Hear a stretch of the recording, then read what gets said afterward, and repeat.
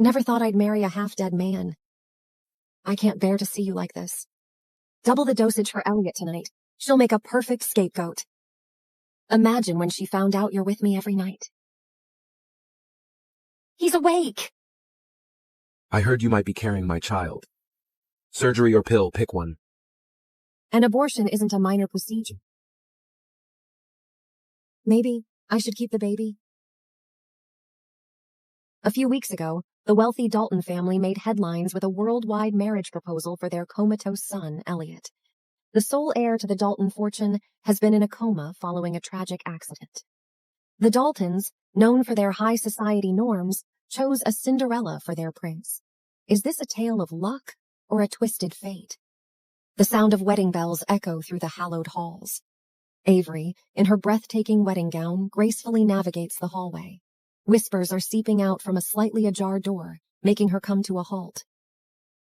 Nate, my poor sister still thinks you're the man of her life. She can't seriously believe she can just crawl back to you once Elliot kicks the bucket. Are you sure she won't back out the wedding? This isn't some game where she can just drop out. She will marry Elliot, and once I get all the Dalton assets through her, she'll be completely disposable. Just bear with me, babe.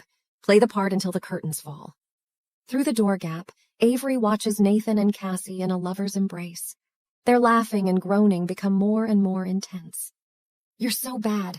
Honey, promise me that you only care about me. Of course. Only you dirty little cat can be my baby.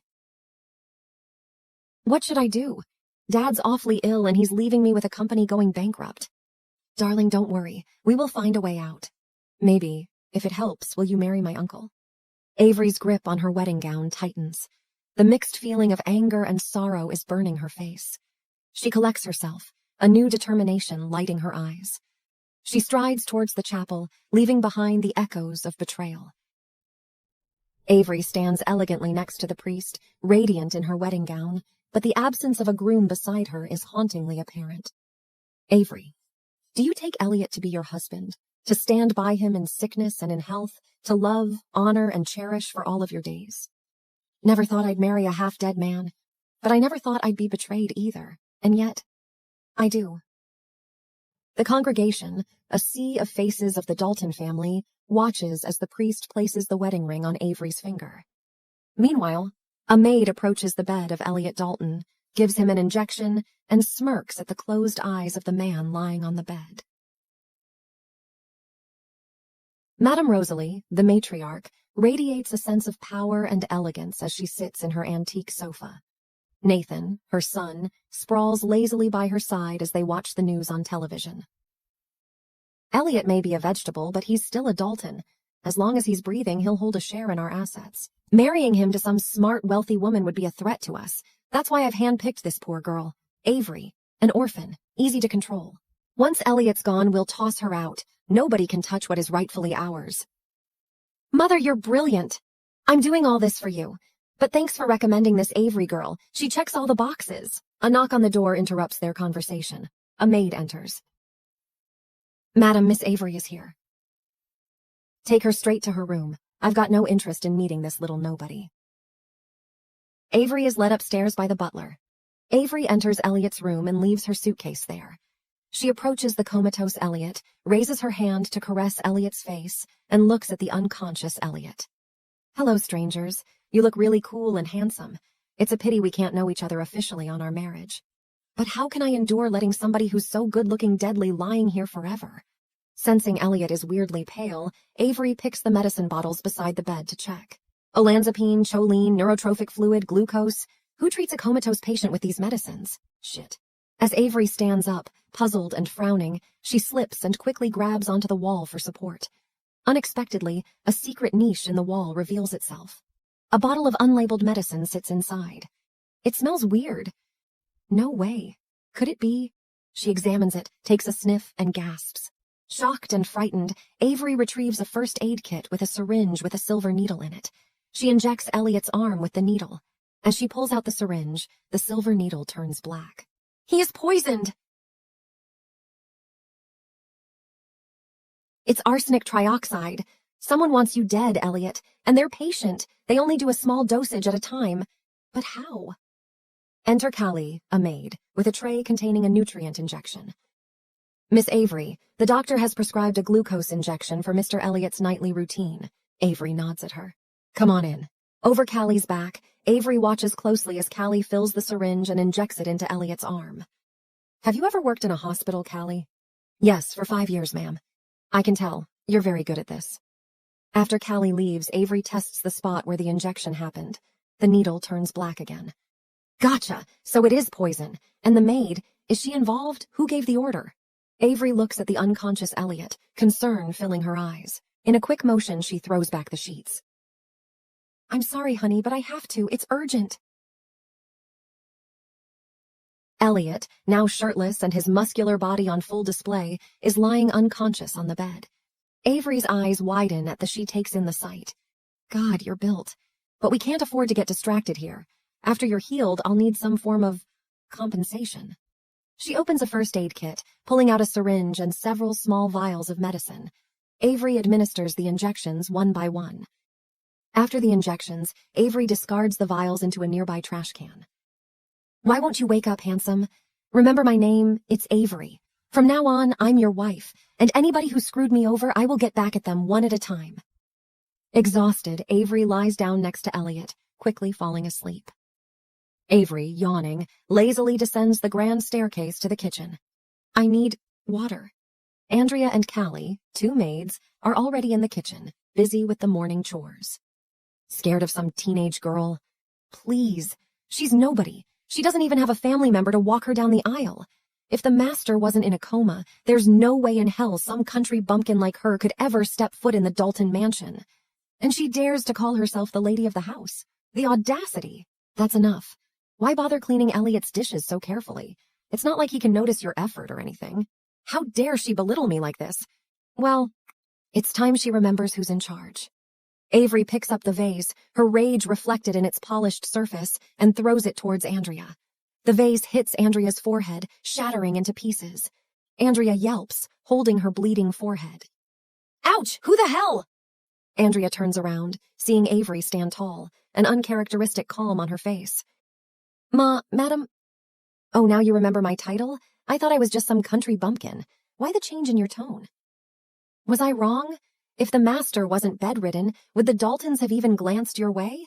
You're just a glorified nursemaid to the young master. You're no better than us, just another servant in the Dalton house. The butler rushes in, confusion written on his face. Madam, what seems to be the problem? No big deal. I just fired her. A frightened look appears on Andrea's face, which turns into anger and hatred very quickly.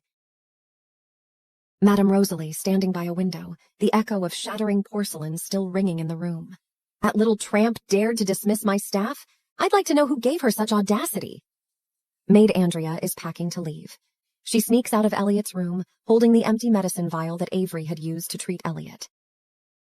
Avery, supporting the frail Mrs. Dalton, walks along the garden path. Madame Rosalie and Miss Edith, a daughter of a family friend, follow behind.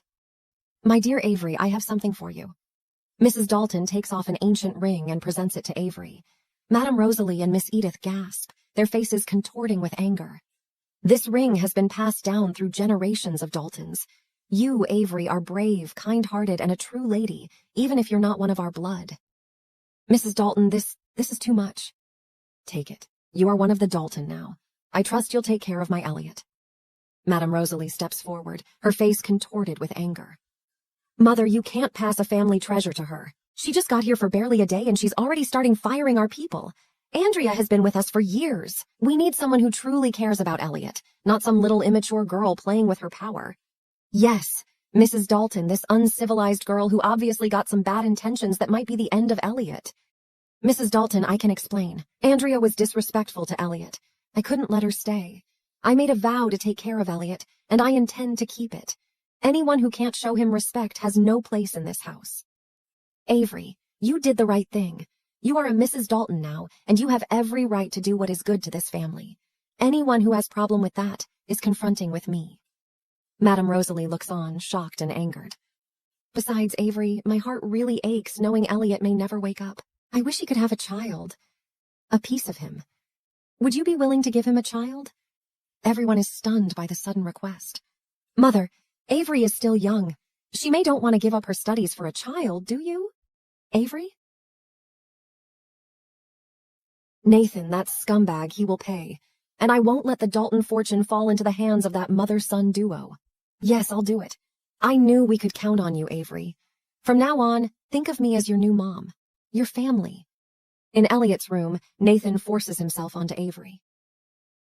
Avery, you broke my heart. You never let me touch you, and now you're having my uncle's child. Why not? I bear his child and I secure a share of his fortune. Avery, why not carry my child? Just say it's my uncle's. Get out, Nathan, and call me Aunt Avery. Relax, I was just kidding. I will treat my uncle's kid as my own after he dies. Hey, why don't we kill my uncle, so we can both get his estate? Save it! I heard what you were saying to my sister while you were fucking her. Did you think I'd never find out? You told me marrying Elliot will help my father, and once his company's safe, I can just divorce him. So all of that was just part of your plan to get your uncle's properties. You're the reason I got into this mess. Now you want me to kill for you? Why don't you go fuck yourself? Miss Edith sits at her desk as an assistant hands her a stack of papers. The background check on Avery is complete, ma'am. Miss Edith flips through the papers. So she also had a thing with Nathan, that useless son of Madame Rosalie's. You're done, Avery. Callie, the loyal maid, stands by Madame Rosalie. Ma'am, all is well at Elliot's. Well done. Mrs. Dalton hasn't suspected a thing. What about the new girl? She hasn't said anything either, ma'am. Callie, double the dosage for Elliot tonight. His days are numbered anyway, and with Avery around, she'll make a perfect scapegoat. Madame Rosalie takes out a packet of white powder and hands it to Callie. Avery is bathing Elliot when Callie enters with a tray. Ma'am, it's time for Mr. Elliot's injection. Why is there an extra vial today? Doctor's orders, ma'am. Said it'll be good for Elliot's recovery. Callie administers the injection, and while Avery is not looking, she quickly slips the packet of powder into Avery's purse. Just as Callie is about to leave, Avery looks up. Hold on a minute. You look nervous. Is everything okay? Avery stealthily attaches a small bug onto Callie's shoulder. Yeah, ma'am, everything is fine. Just doing my job. I was going to let you off easy, but it seems you've dug your own grave. Suddenly, Elliot on the bed opens his eyes. Ma'am, Elliot, he's awake!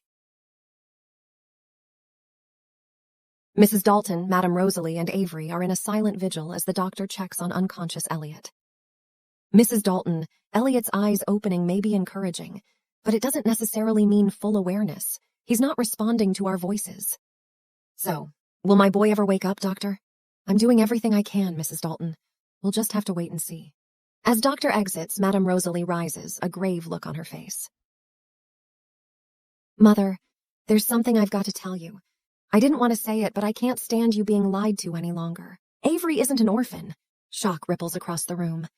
Avery, you're the daughter of esteemed neurologist Dr. Smith. You've told lies after lies to get into the Dalton family. What is your motive? Avery, is this true? Yes, Mrs. Dalton. I did hide my real identity, but I assure you there's no motive. I wanted to come out of my father's reputation and make my own mark in this world, not just be known forever as Dr. Smith's daughter.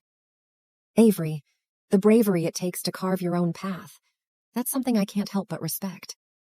Now, how was your procedure to carry Elliot's child? Did everything go well? Thank you, Mrs. Dalton. The procedure went smoothly. The doctor told me to wait for the results. Mother, there's more. Avery poisoned Elliot. Avery, drop the act. You sneak your way into our family, poison Elliot just so you can seize his estate. Callie enters the room, presenting a small bag of white powder. Mrs. Dalton, I found this in Avery's purse. What? What is this?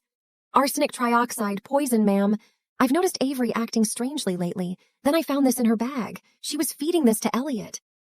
Suddenly, to everyone's surprise, Avery snatches the bag and pours the white powder into her mouth. I know we've exposed your conspiracy, but suicide? Really? But Avery, apparently unharmed, shows the bag to the room. Don't worry, Auntie, I can't die. This isn't poison, it's sugar. Callie looks bewildered. You must be wondering why. Callie sneaking poison into Avery's bag. After she leaves, Avery swaps the poison with sugar. Because the actual poison was swapped out. Avery presents another bag, filled with a similar white powder. Callie looks down in panic as Avery approaches her. Callie, how come you would mistake some innocent powdered sugar for poison? And how would you know this poison is arsenic trioxide? You're the one who poisoned Elliot, and you tried to pin this on me. Callie stumbles backward, shaking her head in denial. What's going on here? Mother, this girl Avery cannot be trusted. She's been caught red-handed, and now she's spinning tales to distract us. It seems, Aunt Rosalie, you're not going to stop until the truth is out. Well, luckily I came prepared. Avery pulls out the bug that she planted from Callie's pocket. A sly smile plays on Avery's lips as she observes Callie's shock. Avery holds the bug she pulled out from Callie's pocket. This is a bug. Let's hear together who's behind all of this. Avery plays a recording. Madame Rosalie, I've put the poison in Avery's bag as you instructed. Well done. Madame Rosalie and Callie look horrified as they turn to a speechless Mrs. Dalton. Mrs. Dalton, trembling with rage, clings to a table for support. So that's why my son has showed no sign of recovery. You've been poisoning him, but how did you know? Ma'am, I've always had a keen sense of smell, and I knew something was off with Elliot's medication. Mrs. Dalton, it was Madame Rosalie. She made me. Nonsense! That voice in the recording is not mine. I knew nothing about it. You bloody murderer! How dare you accuse me? You promised me a big paycheck, ma'am. It was you. You take that back. You'd be dead in the streets if I didn't find the kindness in me to hire you as our housekeeper. This is how you repay me? Enough, Rosalie. You've always had your eyes on our family fortune, but I never thought you'd murder. Rosalie, feeling cornered, breaks into fake tears. Mom, I did it for Elliot's own good. Ever since Elliot got into a coma, you've been worrying about him day and night. You can't even eat or sleep properly. I thought it would be better to end Elliot's suffering and let him rest in peace. Shut up. I never expected our family would raise such a malicious daughter. Rosalie, starting from today, you and Nathan will have nothing to do with this family. Without my permission, neither of you can step foot inside this mansion again. Mother, please. Nathan didn't do anything. He had no part in this. You think I don't know Nathan is your loyal sidekick? Avery, you're in charge of taking care of Elliot now. Understood, ma'am. You should rest now. Everyone leaves Elliot's room, leaving Madame Rosalie alone with Elliot. She stares at his lifeless body in bed, deep in thoughts. This wretched girl is more cunning than I thought. She actually got me kicked me out of this house. If they think Elliot is safe just with me out of the picture, I'm not the only one in the Daltons who wants him dead. Aunt Rosalie, who else wants me dead?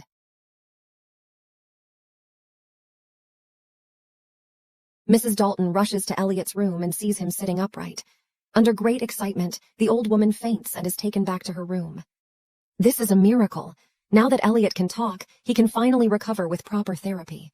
Elliot sits in bed. The coldness emitting from his sharp eyes lands on Avery and gives her chill. Who is she? Sir, she is your wife, the bride Mrs. Dalton chose for you. Her name is... Get her out of here!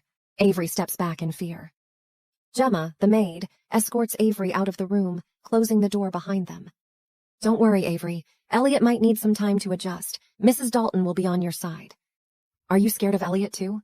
I've been serving him for a long time. He might look like he's always in a bad mood, but he's never given me a hard time. At the breakfast table, Elliot is reading Financial Times as his exquisite breakfast is served. Gemma brings Avery from the guest room to the table. I heard you might be carrying my child. Abortion surgery or abortion pill, pick one. I'm sorry to disappoint you, but I'm not pregnant. Gemma knows. You can ask her. Elliot takes a sip of his coffee. Prepare yourself then. We'll get a divorce soon. Right now? In a few days, once my mother is discharged. You ungrateful man. I saved your life. Don't you think you should thank me? I didn't expect you'd be this kind of man. Fine. Divorce it is. I'm ready whenever you are. Elliot puts down his coffee, his eyebrows creasing slightly. The gynecologist is examining Avery with an ultrasound machine, her eyes fixed on the monitor. Avery lies anxiously on the examination bed. Congratulations, you're pregnant. What? Doctor, you must be mistaken. I just got my period. That's not a period. It's spotting due to an unstable pregnancy. If you want to keep the baby, you need to start prenatal care immediately. Did your husband come with you? I don't want this baby. Are you sure? Many people struggle with fertility. I suggest you think it through. Are you married? I guess I am, but not for long. I'm getting a divorce. An abortion isn't a minor procedure. You will need an appointment if you're prepared to go through with it. But if you decide to keep it, I also can prescribe some prenatal care medicine. My advice is go home, think it over, and come back a week later for a follow-up. Avery walks down the street, her hand gently caressing her belly. Maybe I should keep the baby? Miss Edith, dressed elegantly, rushes to Elliot's house at the news of him waking up. She finds Elliot, focused on his work behind his desk. Elliot, I came as soon as I heard you're awake. You've been out for so long, I've been missing you to death. Elliot shrugs off Edith's hand with a hint of impatience. Please leave, I'm busy. I know I made you upset, but all I want is us to be together like back when we were kids. Edith, I heard you got engaged to my older brother as soon as I had my accident. Please don't be mad at me. I was forced into it. You're the one I really care about. I'm already married, Edith. Married? How does that woman even deserve to be your wife? Do you know what she's been up to behind your back? Edith pulls out a photograph from her purse and slams it onto Elliot's desk. This is your wife. Look how happy she is, with your nephew. In the photo, Avery and Nathan are on vacation at the beach, happily embracing each other. What? I can't believe Avery would do this. Am I stupid for letting a woman like her be a part of the Dalton family? Edith, bag in hand, saunters away. Seeing Avery in the distance, she smirks and deliberately mistakes her for a housemaid. Hey, you there! The sun is scorching today, can't you see? Hurry up and hold the umbrella for me. You're talking to the wrong girl. I suggest you take your umbrella and your tone somewhere else. How dare you? You must be new here. You've got no idea who I am, do you? Who are you? I've been here a while and no one's ever mentioned you. Enlighten me, if you will. You bitch! Edith raises her hand to slap Avery, but Avery catches it midair and slaps her instead. This is to remind you who's the real lady of this house.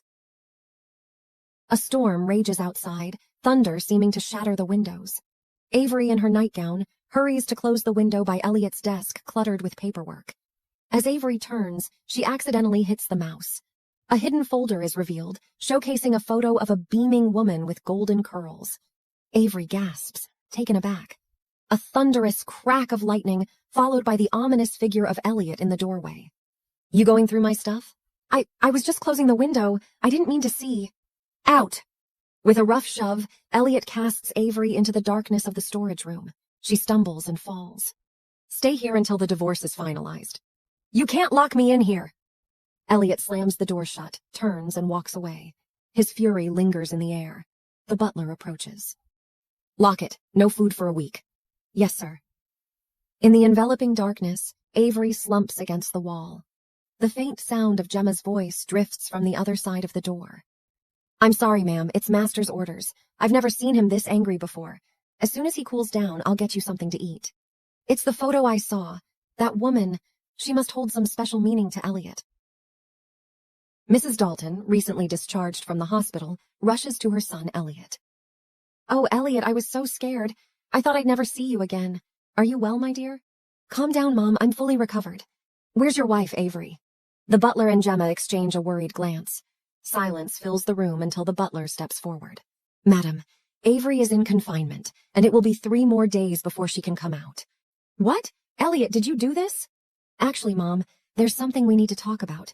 We're going to get a divorce. I arranged this marriage, Elliot. Avery is a fine girl. I refuse to hear this nonsense. Now show me where Avery is kept, right now.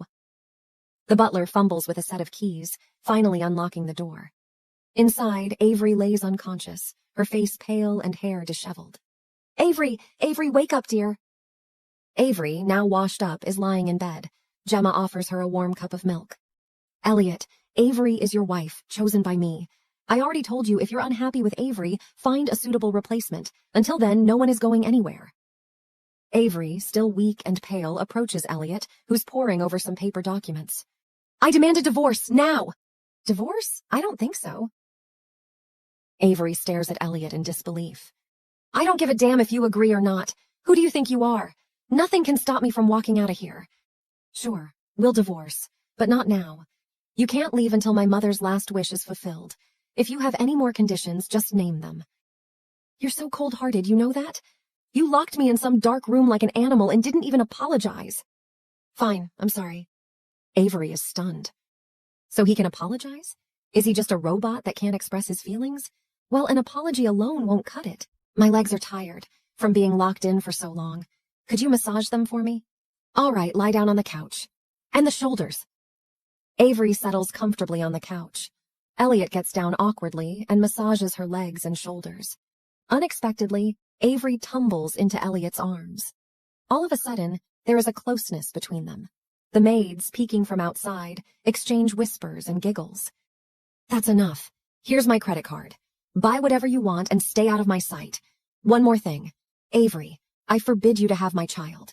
If you do, I will kill it with my own hands. Consider yourself warned. Elliot gets in his luxurious sports car and is about to drive off.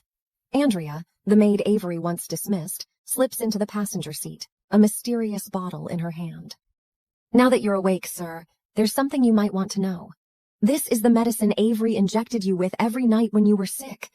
Sir, it wasn't the accident that put you in a coma. It was Avery's poison. You have to get rid of her. She's dangerous. Noted. Leave the bottle and get out of my car. As Elliot's car speeds off, Andrea is left in the dust. She takes out her phone and dials a number. Madam Rosalie, everything's been taken care of as you commanded. Avery, drained and pallid, lies on an examination bed. An ultrasound machine hums next to her, operated by a kind-faced doctor. I haven't eaten in 4 days, Doc. Is it still there? Many moms-to-be with severe morning sickness can't keep anything down for weeks. Don't worry, your babies are fine. Avery's face registers shock. Babies? You're having twins, Avery. What? Are you sure? I'm getting 2 heartbeats. Would you like to hear them? The doctor places the headphones over Avery's ears. So, are we keeping them or still going with the abortion? Avery walks through the sterile hallway, a hand instinctively cradling her belly, her mind a whirl of emotions. Twins, that is 2 lives growing in me. I have to protect them. I don't care about Elliot's threats. I must divorce him before the babies are born.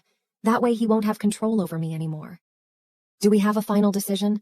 The babies are developing fast, so it's best if we act now should we decide to abort.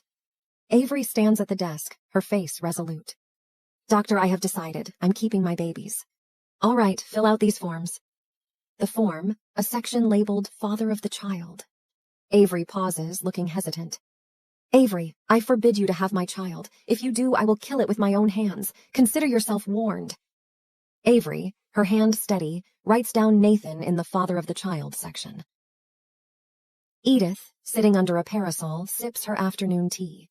She spots Avery approaching from afar and quickly sets her teacup down. Edith signals to her bodyguard, who leaves at the order. As Avery walks along the garden path, she's suddenly grabbed from behind, a hand covering her mouth and nose. After Avery passes out, the figure drags her away. Avery is tossed onto the cold, dusty floor of a dimly lit basement. Edith's voice echoes from the darkness. No one has ever dared to cross me, and yet you had the audacity to lay your hands on me. Now, you have 2 choices. Either leave this house or... Edith pulls out a small knife, advancing towards Avery and getting closer to her face. Are you insane? You think if you hurt me, Elliot will choose you over me? I don't care, as long as you can't seduce Elliot anymore. Just as Edith lunges at her, Avery swiftly sticks out her foot, tripping Edith.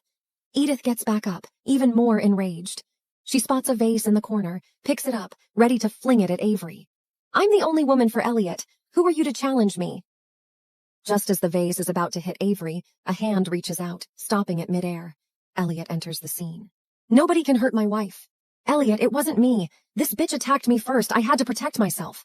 I'm fed up with your bullshit. Get out! Elliot extends a hand to Avery, who's still on the floor. Are you all right? So you can be human. Avery takes Elliot's hand and gets back on her feet. She pulls out a familiar vial of medicine from her pocket and applies it on the scratches on her arm. Elliot recognizes the vial. This is the medicine Avery injected you with every night when you were sick.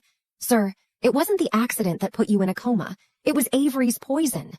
What's that medicine? Oh, this? It's my secret antidote. Remember when you were drugged and slipped into a coma? It was this little vial that saved your life. You're welcome. So it was an antidote.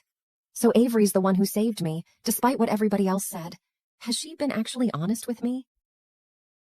Edith is sitting with sorrow etched on her face. Paul, her bodyguard and assistant, is plotting a scheme for her. Elliot just woke up. He hasn't fallen for her yet. If you make your move now... Edith's eyes flicker with curiosity. Paul grins sinisterly. Nothing would Mrs. Dalton happier than an heir. So when the time comes, there's no doubt you will take over the position as the woman of this house. Edith, elegantly dressed, carrying a lunchbox, enters the corporation's front doors. I've added the stuff. You just make sure Elliot eats it, and you'll officially become Mrs. Elliot. Paul and Edith share a conniving smile. Edith heads towards Elliot's office. The company employees recognize her and gives a flattering bow. Good morning, ma'am.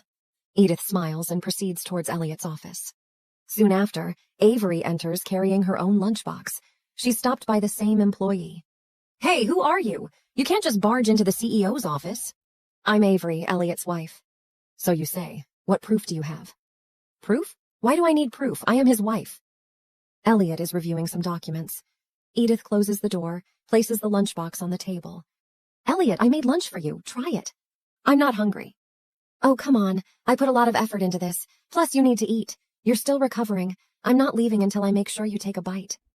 Elliot frowns, reluctantly takes the lunchbox, scoops a big spoonful, and eats it. At this moment, Avery bursts into the office. She smells something off about Edith's meal, picks it up and sniffs it. What did you put in this? I don't know what you're talking about. I'm running late. Gotta go. Not making any eye contact, Edith hurries away, slamming the door behind her. I forgot my first aid kit, but you didn't eat it, did you? Elliot slowly nods. Suddenly he pulls Avery closer, pressing her onto the office desk. Avery looks at him expectantly, but Elliot collapses on top of her. Avery and the butler struggle to help a weakened Elliot into the house. Elliot crumbles onto the bed, his face a flushed and sweaty mask of discomfort. Hang in there, Elliot. I'll get your medicine. Before Avery can turn away, she feels a firm grip on her wrist. Tugged backwards, she lands on the bed, Elliot looming over her. His eyes are ablaze with desire. Closing her eyes, she surrenders to the moment, guiding her lips towards Elliot's.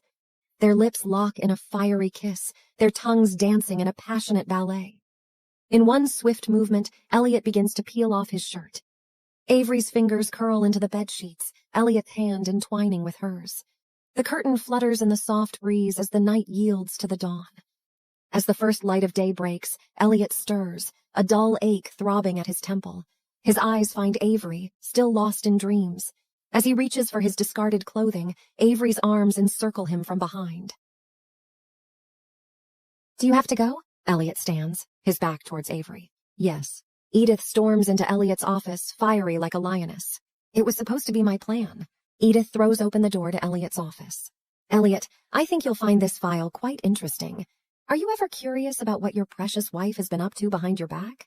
I trust Avery. Even if she's carrying another man's child, you're okay with that? Elliot frowns. Edith hands him a document signed by Avery at the hospital, and under father's name it reads Nathan. Elliot is visibly shocked. The sheet reads Prenatal Health Records, with the name Avery and 12 weeks of pregnancy. The name of baby's father reads Nathan. Elliot is furious and slams the file on the table. Before Avery married you, she was in a relationship with your nephew Nathan. When the doctor gave you a life-threatening diagnosis, they must have thought you were going to die, so they conspired to use this child to take your wealth. Get out! Edith trembles in fear and quickly exits. Check if the information Edith brought in is true. Sir, the hospital confirmed that the information Miss Edith brought in was signed by Avery herself. Take Avery to the hospital. The assistant drags Avery, who struggles to break free. Stop! What are you doing? Why did you bring me here? I want to see Elliot. Mr. Elliot, she's here. The assistant throws Avery in front of Elliot. Avery, is this the child you and Nathan had? I will never forgive the person who betrayed me. I will kill it myself. Several assistants force Avery onto the operating table, and the nurse brings in disinfectant and prepares the needle. Avery panics and shakes her head. Elliot, listen to me. It's not what you think. Shut up. Begin. Avery struggles desperately, but the assistants hold her down. No, Elliot, please. Let me keep the baby. They're not... Elliot! A female doctor wearing surgical scrubs has just finished a surgery.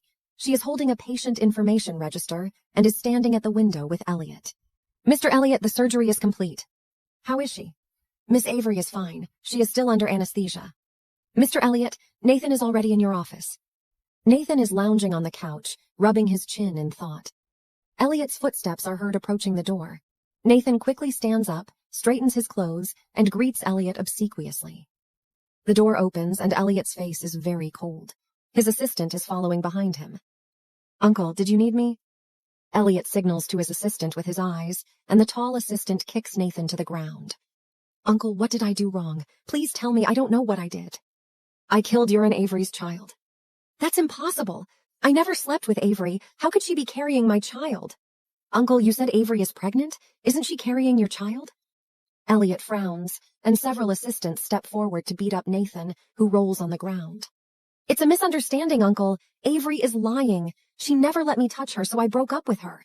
She's just trying to get back at me by saying the child is mine. No matter whose child is in her belly, it can't be mine. Avery, this is the man you're interested in. When things go wrong, he can easily betray you.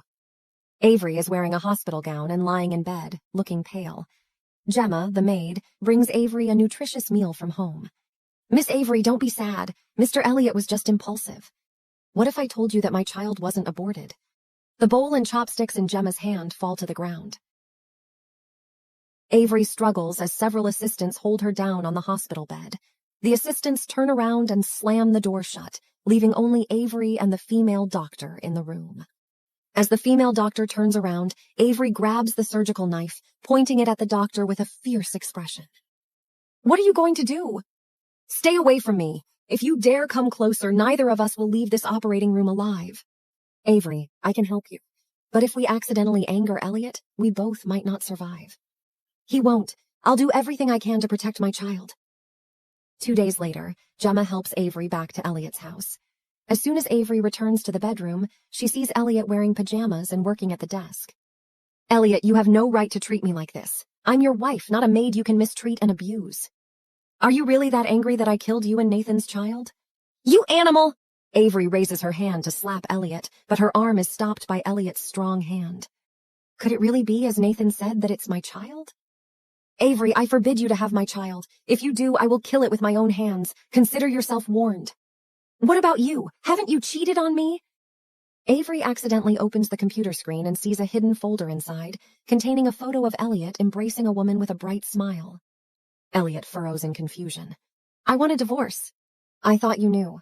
Divorce is impossible, and having a child is absolutely out of the question.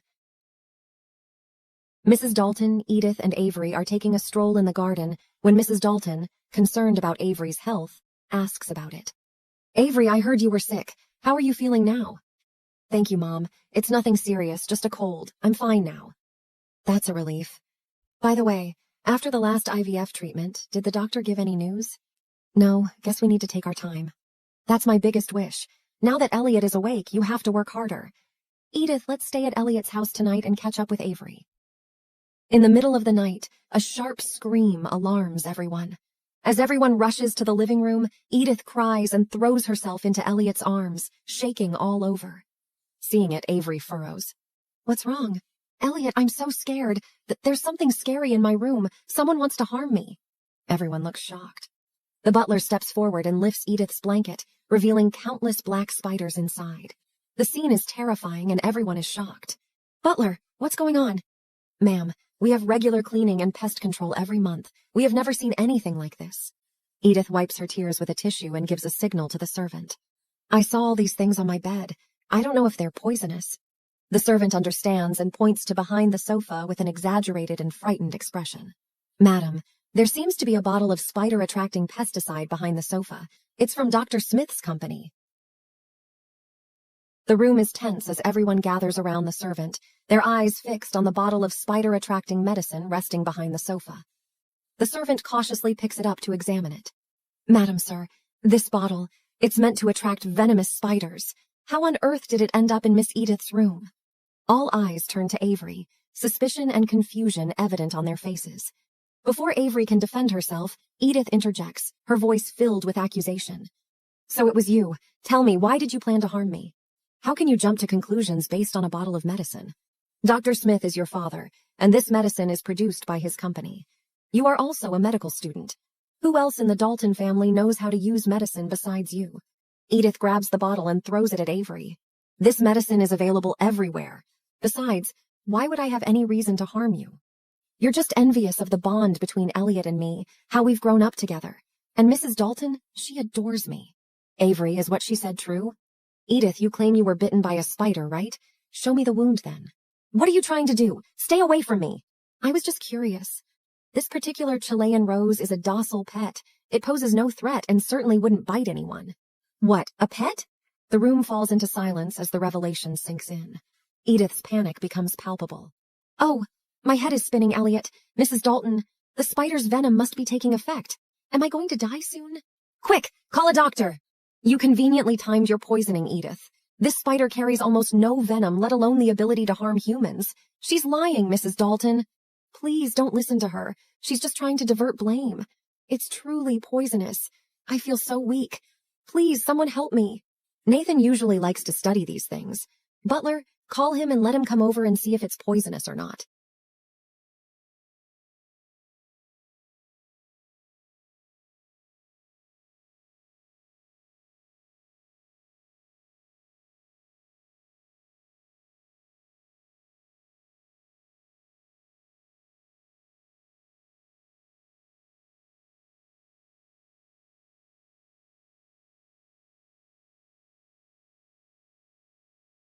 As can be.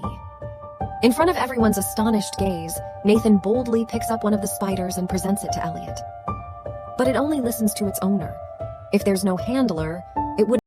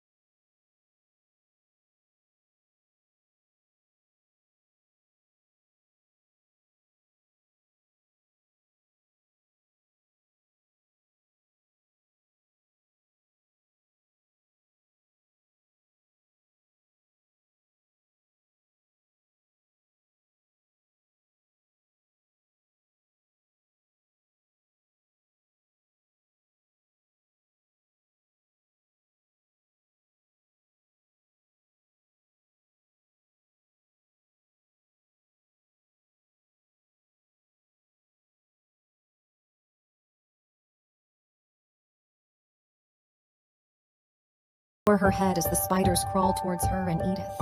Edith, how dare you deceive us? Do you think I'm such a fool? Madam, it was Miss Edith who instructed me to do all these things. She made me train the spiders and placed both the spiders and the medicine in her own room. Edith slaps the servant in a fit of madness. Shut up, you damn wench! The servant presents a receipt to Mrs. Dalton. Madam, look, this is the bill for the medicine that Miss Edith asked me to buy. Enough! Edith, I don't want to hear anything anymore. From now on, without my permission, you will not come to the Dalton mansion. Mrs. Dalton, it's all that bitch's fault. Mrs. Dalton turned and left the room. Avery returns to her room, opens her suitcase, and rummages through it. After finding a box, Avery picked it up and gave a cold smile. Edith, you have tried to frame me several times. Since you want to play, I will play with you to the end. Edith returns to her room angrily. That wretched Avery. Now even Mrs. Dalton ignores me. If it weren't for that woman, I would be the one by Elliot's side every day. Avery, you just wait and see. Edith grumbled and returned to the bed, suddenly feeling something moving around her. What is it? Edith turned her head to look, but there was nothing there. Maybe I saw it wrong. When Edith lifted the quilt, she did not notice the dark shadow that quickly sneaked into the bed. She turned off the lights and lay down to sleep. Then she felt something strange and let out a scream of horror. Edith turns on the light and searches the room but finds nothing. She shivers in fear and lies back down on the bed, only to see a huge rat on it. Suddenly, the lights in Edith's room go out. Who turned off my lights? Help! Someone help me! Sounds of Edith's terrified screams, squeaking rats, and intense struggle fill Edith's room. In the corridor, Avery leans against the wall, listening to the commotion and secretly laughing. Edith, you brought this upon yourself. You've cried wolf too many times, no one will believe you anymore. Avery waves her hand and happily turns to leave, but runs into Elliot's stern face. Elliot, what are you doing here? Just checking if you're having fun. What do you mean by that? Did you put the rat in her room? She accused me of putting spiders in her room. Why can't I scare her with a rat? As long as no one bothers me, I won't bother anyone. Elliot looks at Avery expressionlessly. Avery shifts her gaze and sighs, then looks back up determinedly. Anyway, you've caught me. Do whatever you want to me. Avery turns her head away, angry. Unexpectedly, Elliot chuckles softly and pins Avery against the wall. What are you doing? Avery tries to push Elliot away, but he moves closer. Avery, don't be angry. She started it. She deserves to be taught a lesson. Don't worry, I won't tell on you. Elliot suddenly picks up Avery bridal way. Just then, Edith bursts out of her room, seeing the scene in disbelief and clenching her fists in anger. Elliot places Avery gently on the bed. Just as Avery eagerly looks at Elliot, he reaches out and grabs her ankle, revealing a bruise. The injury is quite severe. If left untreated, it won't heal easily. When did you notice my injury? Elliot doesn't respond, but immediately fetches a first aid kit and tends to Avery's injury. Even though Elliot was so extreme before and misunderstood me, but I can't tell him the truth. However, how did Elliot find out about the hospital checkup report? Elliot and Avery make out. Avery storms into the hospital's archives room, where a few nurses are chatting. My personal information was leaked for no reason, and I want to see the surveillance video. Just as Avery and the nurses are arguing, Avery spots the female doctor who conducted her prenatal examination. Come with me. In the surveillance video, Edith is the one who looked at Avery's medical records. It's really her. She's the one who caused me to be sent here for an abortion, my arch nemesis. Edith, I won't let you get away with this. Avery wears sunglasses and carries a lunchbox as she sneaks around outside Elliot's company. She spots Edith entering the building and follows her inside. Edith sees Avery, and her whole body is filled with hostility. How was it? Was the mouse exciting enough last time? If not, I have other things like snakes, lizards. Avery, you bitch, I knew it was you.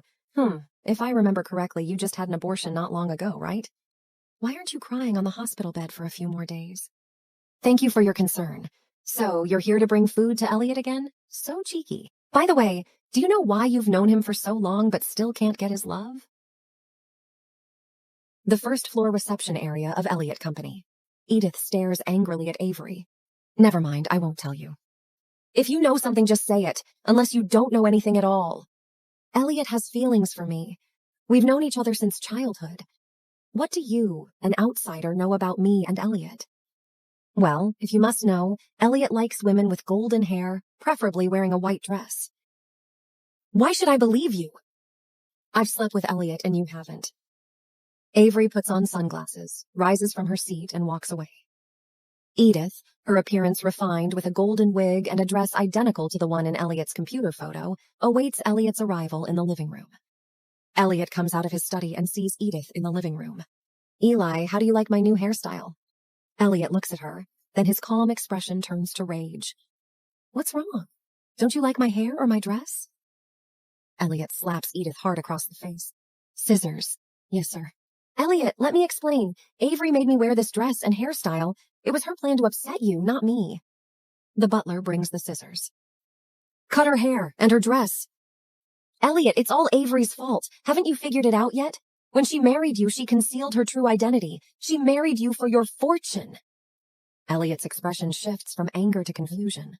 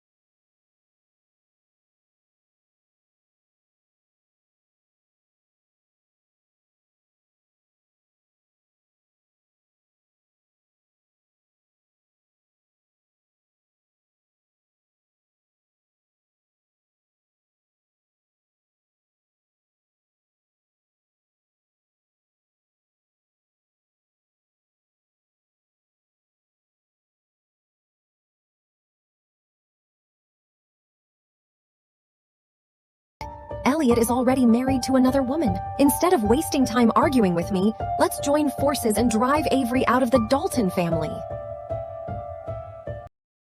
I heard that Elliot has deep feelings for Avery now, and Avery has only been here for a short time. If this continues, you will lose Elliot forever. What should I do? I'll do anything to get rid of Avery. We need a foolproof plan so that she has no chance to fight back. Edith and Madame Rosalie look at each other, both with a wicked smile on their faces. Avery is walking down the road, unaware of someone following her from behind. Suddenly, a girl screams and runs towards Avery in fear. Please, someone is following me. Please help me. Avery is surprised, but immediately helps the girl. Don't worry, come with me. Two thugs surround them. What do you want from us? Avery quietly picks up a brick from the ground. Stop nonsense and hand over this woman. As the thugs approach, Avery hurls the brick at them, causing one thug to scream in agony. This is what you get for bullying girls. Now lie there and suffer. Miss, you don't need to be afraid. Suddenly, Edith lunges from behind, covering Avery's mouth and nose with a white cloth. Avery faints, collapsing to the ground. Edith triumphantly removes her hat, revealing a sinister smile. Take her away, I'll slowly torture her to death. The thugs take Avery away, leaving only a smashed lunchbox on the ground. As the thugs drag Avery towards the hotel entrance, Edith puts a halt to their movements. Wait, you hug her. The thug intimately wraps his arm around Avery, and Edith triumphantly captures the moment with her phone. Sir, you're finally back.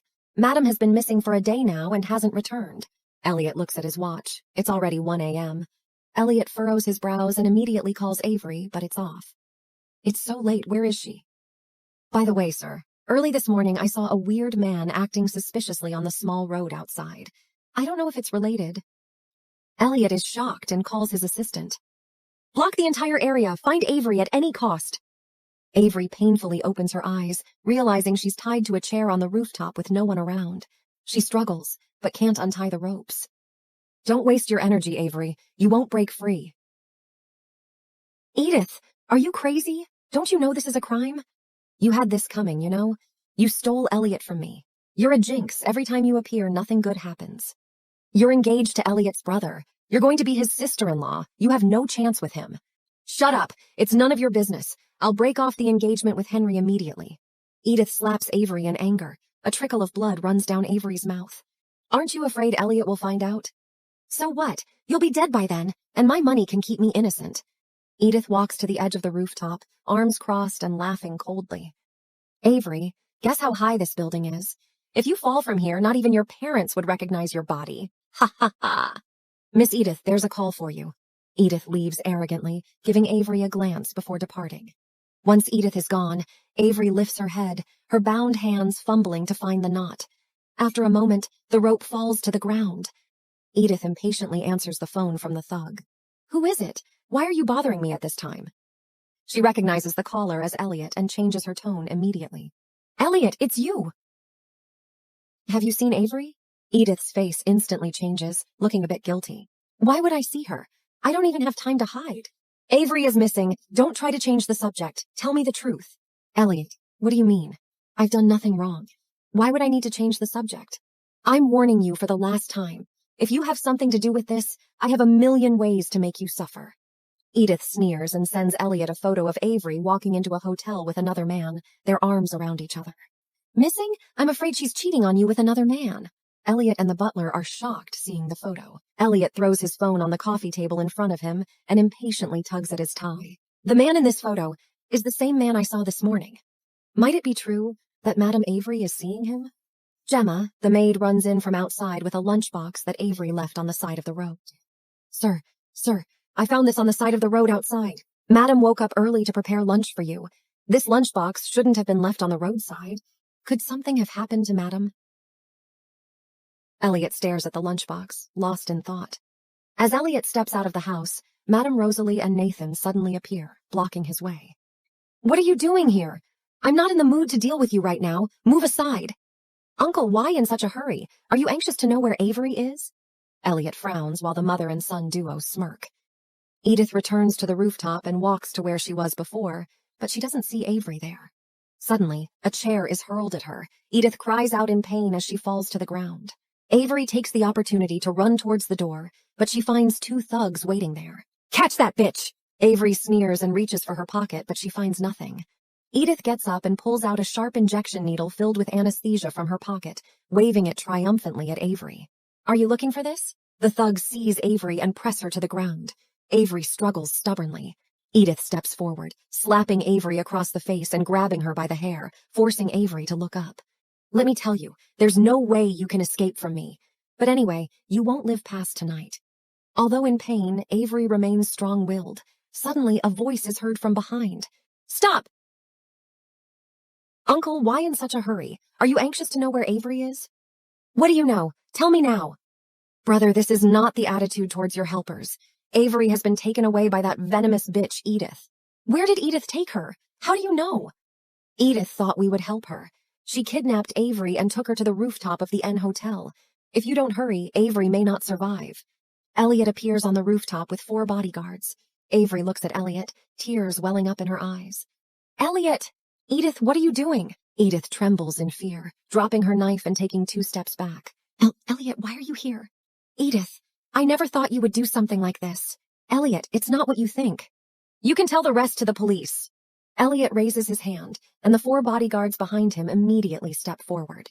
As Elliot approaches Avery, Edith goes completely mad, rushing forward and dragging Avery towards the edge of the rooftop. Edith, don't do anything stupid. As long as you let go of Avery, I'll agree to any condition. I want you to marry me. Impossible. Avery is my wife. Wife? So what am I then? Elliot, you're so heartless. I loved you so much for all these years. Why do you only see this rude, disrespectful, and covetous, ugly woman? As Edith drags Avery towards the edge of the rooftop, Elliot anxiously approaches the edge as well. Elliot, don't come any closer. Avery, don't be afraid, I'm here. Edith presses Avery against the edge of the rooftop. Elliot quickly rushes over and pushes Edith aside. Edith falls to the ground. Elliot breathes a sigh of relief and holds Avery tightly in his arms, still in shock. At this moment, Edith picks up the knife from the ground and lunges at Elliot. You deserve to die! Elliot, be careful! Avery quickly pulls Elliot away, and Edith's knife grazes Avery's arm. Elliot kicks Edith away swiftly. Avery holds her arm, looking pale. Avery, are you okay? I'm fine. As long as you're okay, I'm fine. Avery faints in Elliot's arms. Elliot picks up Avery. At this moment, Nathan and several bodyguards rush in and subdue Edith. Nathan, you! Edith, can you guess why I found you here? Edith watches in despair as Elliot holds Avery and walks away from the rooftop. Then Madame Rosalie appears. It's you! You betrayed me! If it weren't for your help, how could Nathan and I have had a chance to return to the Dalton family? Ha ha ha! Avery lies in a hospital bed, with her eyes closed and an IV in her arm. Elliot sits by her bed, watching her with concern. Elliot! Elliot! Several assistants force Avery onto the operating table, and the nurse brings in disinfectant and prepares the needle. Avery panics and shakes her head. Elliot, listen to me. It's not what you think. Shut up. Begin. No, Elliot, please. Let me keep the baby. They're not... Elliot! Avery wakes up with a pale face and tear stains from the memory of her fear. My baby. For the sake of my kids, I must leave Elliot as soon as possible. Seeing Avery awake, Elliot comes forward and tightly grips Avery's hand. Avery, how do you feel? Elliot, let's get a divorce. Why, Avery, why? Mrs. Dalton enters the room, interrupting their conversation. She quickly comes to Avery's bedside. Avery, how are you feeling now? That Edith, our Dalton family, can no longer tolerate her. Butler, remember, if Edith comes again, do not let her in. Yes, ma'am. In an instant, Madame Rosalie bursts through the door, overcome with grief, falling to her knees beside Avery's bed. Nathan follows behind. Avery, my poor Avery, it's all Edith's fault. Mom, you did the right thing. We can never let that kind of person set foot in our Dalton family's home again. Thanks to Rosalie this time, both Elliot and Avery are safe. Rosalie, you can go back home now. But remember, don't cause any more trouble. Otherwise, I'll still kick you out. Mom, I have learned my lesson. I promise I won't repeat my mistakes again. Madame Rosalie and Nathan stand outside the corridor, looking at each other and laughing. Mom, you did a great job. Easy peasy. Since we're back this time, I must take back everything I've lost. And kick Avery and Elliot out of the Dalton family. No, kicking them out is not enough. We need to find a way to permanently get rid of them. Mr. Elliot, Miss Avery is all better now. Elliot helps Avery up from the bed. Let's go home. Avery, what exactly did you see in that good-for-nothing Nathan? I don't like him anymore. Why are you suddenly asking me this? Nothing. What did you mean when you said we should get a divorce? Right, the divorce. Maybe it's time to end things with him, especially when he is actually loving another woman. Nathan may be dumb, but he's a romantic who takes me to concerts and movies. With you, I just keep getting hurt. I'm tired and I don't want to keep trying anymore. Romantic? That's ridiculous. The car arrives at Elliot's house, and Avery forcefully opens the door, walking away. Check if there's a concert tomorrow afternoon or evening. Certainly, sir. What kind of concert would you like to see? Something that women in their 20s would like. The maids nearby exchange knowing, ambiguous glances. Avery sits on her bed, angrily pounding on a pillow. Why does he think he can control me? Who does he think he is, dictating whether I can have a child or not? Avery caresses her stomach. Baby, your dad Elliot is a jerk. Suddenly, her phone vibrates with a new message notification. Avery opens it to read. Assistant will pick you up tomorrow 8 p.m. Avery walks into the concert hall wearing a brand new, dazzling dress. Miss Avery, Mr. Elliot said for you to take your seat first. He'll be here shortly. Avery sits in the VIP box, looking around and spots her former best friends. Quickly, Avery covers her face with her purse, but she overhears their conversation. Have you heard? Avery is coming too. We used to be the best gang in medical school. Can't believe she was the first one to marry rich. My brother's trying everything to cooperate with the Dalton family, but couldn't. Let's catch up with Avery. She would be so useful now. Oh no, why did I run into them? Humph, they want to use me to get close to the Dalton family. No way. I must not be recognized. The concert begins, and Elliot is seated. As the music plays, Avery and Elliot move closer and closer to each other. Avery's breathing becomes more and more rapid, and her cheeks turn red.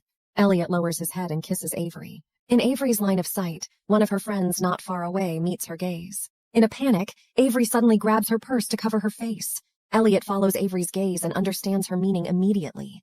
Are you ashamed to be seen with me? Are you so afraid that they know you are my wife?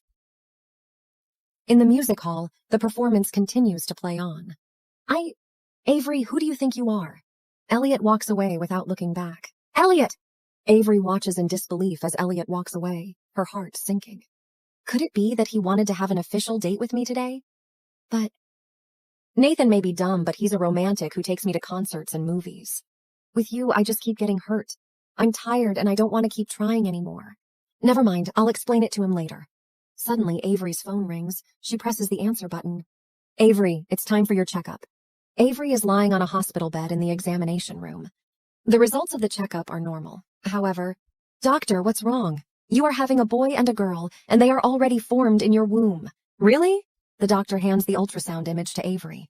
Take a look. You can already see the outline. Avery takes the ultrasound image, gazing at the dark silhouettes of the sleeping twins. If I delay any longer, it will be over once Elliot finds out. I'm sorry, Elliot. I really don't want to lose my babies. Has Avery returned? Sir, Madam has already come back and is resting. Okay, I know. Elliot goes to the bedroom and sees Avery lying on the bed. Avery, don't you have anything to explain to me? Elliot, I was wrong at the concert this afternoon. I'm not afraid of being seen with you, but I don't want others to use me to get to you. You should have told me earlier. Then Avery hands Elliot a divorce agreement. Elliot, I'm asking for a divorce. Elliot walks angrily to the bedside and grips Avery's chin tightly. Why? Elliot, I have my reasons. Is it because I made you abort Nathan's child? It's your right to not want a child, but I want to be a mother and have my own child. Tell me, besides divorcing you, what else can I do? Elliot pins Avery down on the bed. Besides a child, I can give you everything. But as I've said before, if you insist on having my child, I will kill it with my own hands. Don't you understand, Elliot? This is all I want. Avery, don't keep pushing my patience and boundaries. Elliot lets go of Avery, throws away the divorce agreement, and quickly walks out of the room. Mrs. Dalton, Elliot, Avery, Madame Rosalie, and Nathan are all present. A tall man wearing sunglasses appears at the door. Dan, you're back. Brother. Dan stands among the crowd, his gaze fixed on Avery. This is my wife, Avery. So, you're Avery. Avery sits in front of the vanity, applying makeup, when the butler knocks on the door. Madam, Mr. Dan asked me to deliver a message to you. What message? He would like to invite you for tea. Also, he wants to chat with you about your secret. How dare you? I am Elliot's wife. What secret could I have? I'm sorry, madam, but I was only relaying Mr. Dan's words. My secret? The way Dan looks at me, it's as if he knows something. Well, then I shall meet him and find out. Elliot and Avery are having breakfast at the table, and it starts to rain outside the window. We're going out this afternoon. What for? 3 o'clock this afternoon, don't be late. Avery meets Dan at a luxurious cafe. Avery, I've been looking forward to chatting with you. You knew me before? I've heard about you. Elliot and I aren't like normal brothers. As far as I know, you want to divorce him. I can help you with that. That's right, but why would you offer to help me? Dan takes off his sunglasses, revealing one blind eye, shocking Avery. Because of my eye. It was given to me by Elliot. Outside the cinema, Elliot is waiting anxiously, but Avery hasn't shown up yet. It's raining, and his assistant holds an umbrella for him, but he shakes it off. Dan waits for Avery's answer, but she hesitates. So, sister-in-law, even if you can wait, how long can your unborn children wait? Avery is shocked. Elliot still stands in the pouring rain outside the movie theater, refusing to leave. Mr. Elliot, please go back. You've only just recovered, and your body can't take it. Avery, I don't want a divorce. Facing Dan's questioning, Avery finally lifts her head and looks him in the eye. As long as I can get a divorce, I'll do anything. Tell me about your plan. I'll send you away and make sure your child is born safely. I'll consider it. The 4 o'clock chime rings in the cafe. Avery looks at the pouring rain outside, suddenly remembering her date with Elliot. Oh no, Elliot is still waiting for me. Avery picks up her bag and stands up, ready to leave the coffee shop. Dan, I hope we can talk more about your plan next time. I have something to attend to, so I'll say goodbye now.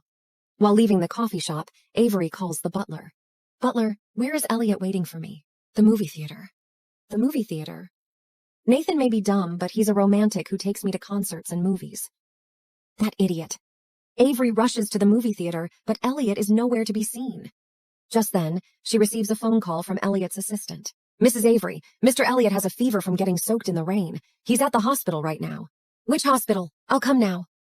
Avery turns around and crosses the road, a speeding car heading straight towards her. Avery is just about to be hit by a car when Dan rushes in, pushing her out of harm's way. Avery falls to the ground, and Dan quickly helps her up. Are you okay? After assisting Avery to his own car, Dan then glances meaningfully towards the direction the hit-and-run car vanished. Madame Rosalie angrily clenches her fists and looks at the driver who just tried to hit Avery. Useless! Madam, I'm sorry if it weren't for Dan. Dan, you couldn't resist in the end, huh? Avery, I'm not your only enemy. Avery, still shaken from the accident, sits in Dan's car, trying to regain her composure. Avery, are you feeling better? It could have been a disastrous mistake if I hadn't happened to be there. I was too impatient and didn't pay attention to the road. Dan, take me to see Elliot. You want to see Elliot? Of course. If you really want to divorce him, this is your chance. Avery falls silent. Be ruthless, Avery. It's for your own good. Elliot is unconscious on the hospital bed due to a high fever. If you stay by Elliot's side with Elliot's personality, do you think he won't kill your child? Dan, please take me home. Elliot returns home from the hospital, but with a high fever, he falls asleep in his bedroom. Avery comes to Elliot's bedside and looks at him with concern. Master Elliot's fever won't go down, but he insisted on coming home today. Elliot, why are you so stubborn? I lied when I said I liked romantic men. Since I married you, the only person I've ever loved is you. Avery throws herself onto Elliot and cries. Elliot, if it weren't for the baby in my belly, I would never leave you. Edith stands in front of Dan with an imposing attitude. You say Elliot is sick with a high fever? I must go see him. He has someone else by his side now. Why can't you forget him? Edith, maybe there's someone waiting for you too. I don't want anyone but Elliot. Edith being bullied by a group of kids, holding a worn-out stuffed teddy bear, crying by the doorstep of her home. Elliot. Elliot walks over and takes Edith's hand. Elliot and Edith sit together on the rooftop, gazing at the stars.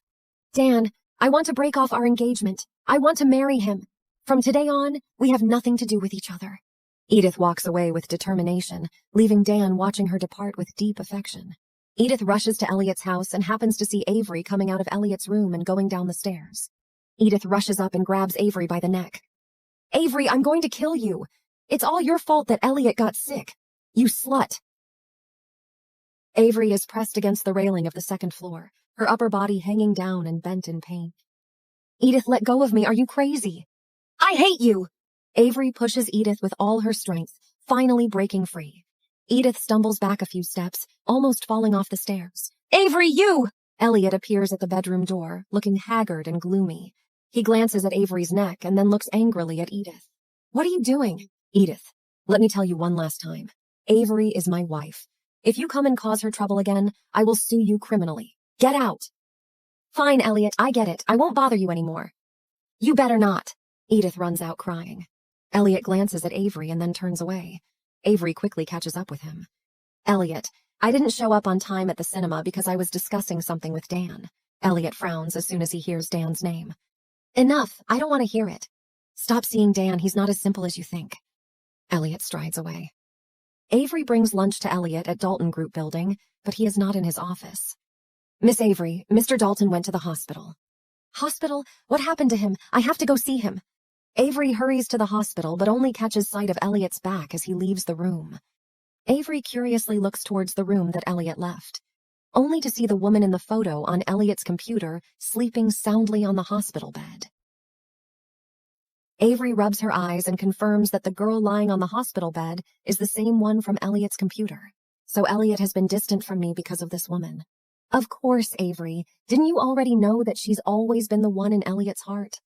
Dan holds a glass of wine, standing solemnly by the sofa. So Elliot plans to keep this woman by his side? Master Dan, it seems that Elliot is very attached to her. Very well, Elliot. I will make you taste the bitterness of losing your loved one. Have all the foreign funds been taken care of? Everything has been taken care of. Good. Now give Avery a call. The butler nods and dials Avery's number. Avery, have you thought about it? I happen to have a gathering and would like to invite you to discuss our cooperation. Avery hesitates, holding the phone. Tell me the location. Motter Mansion. Avery hangs up, holding her phone nervously as she falls into deep thought. If I see Dan this time, I'll really leave Elliot. Elliot. Avery calls Elliot, but it rings for a long time without an answer.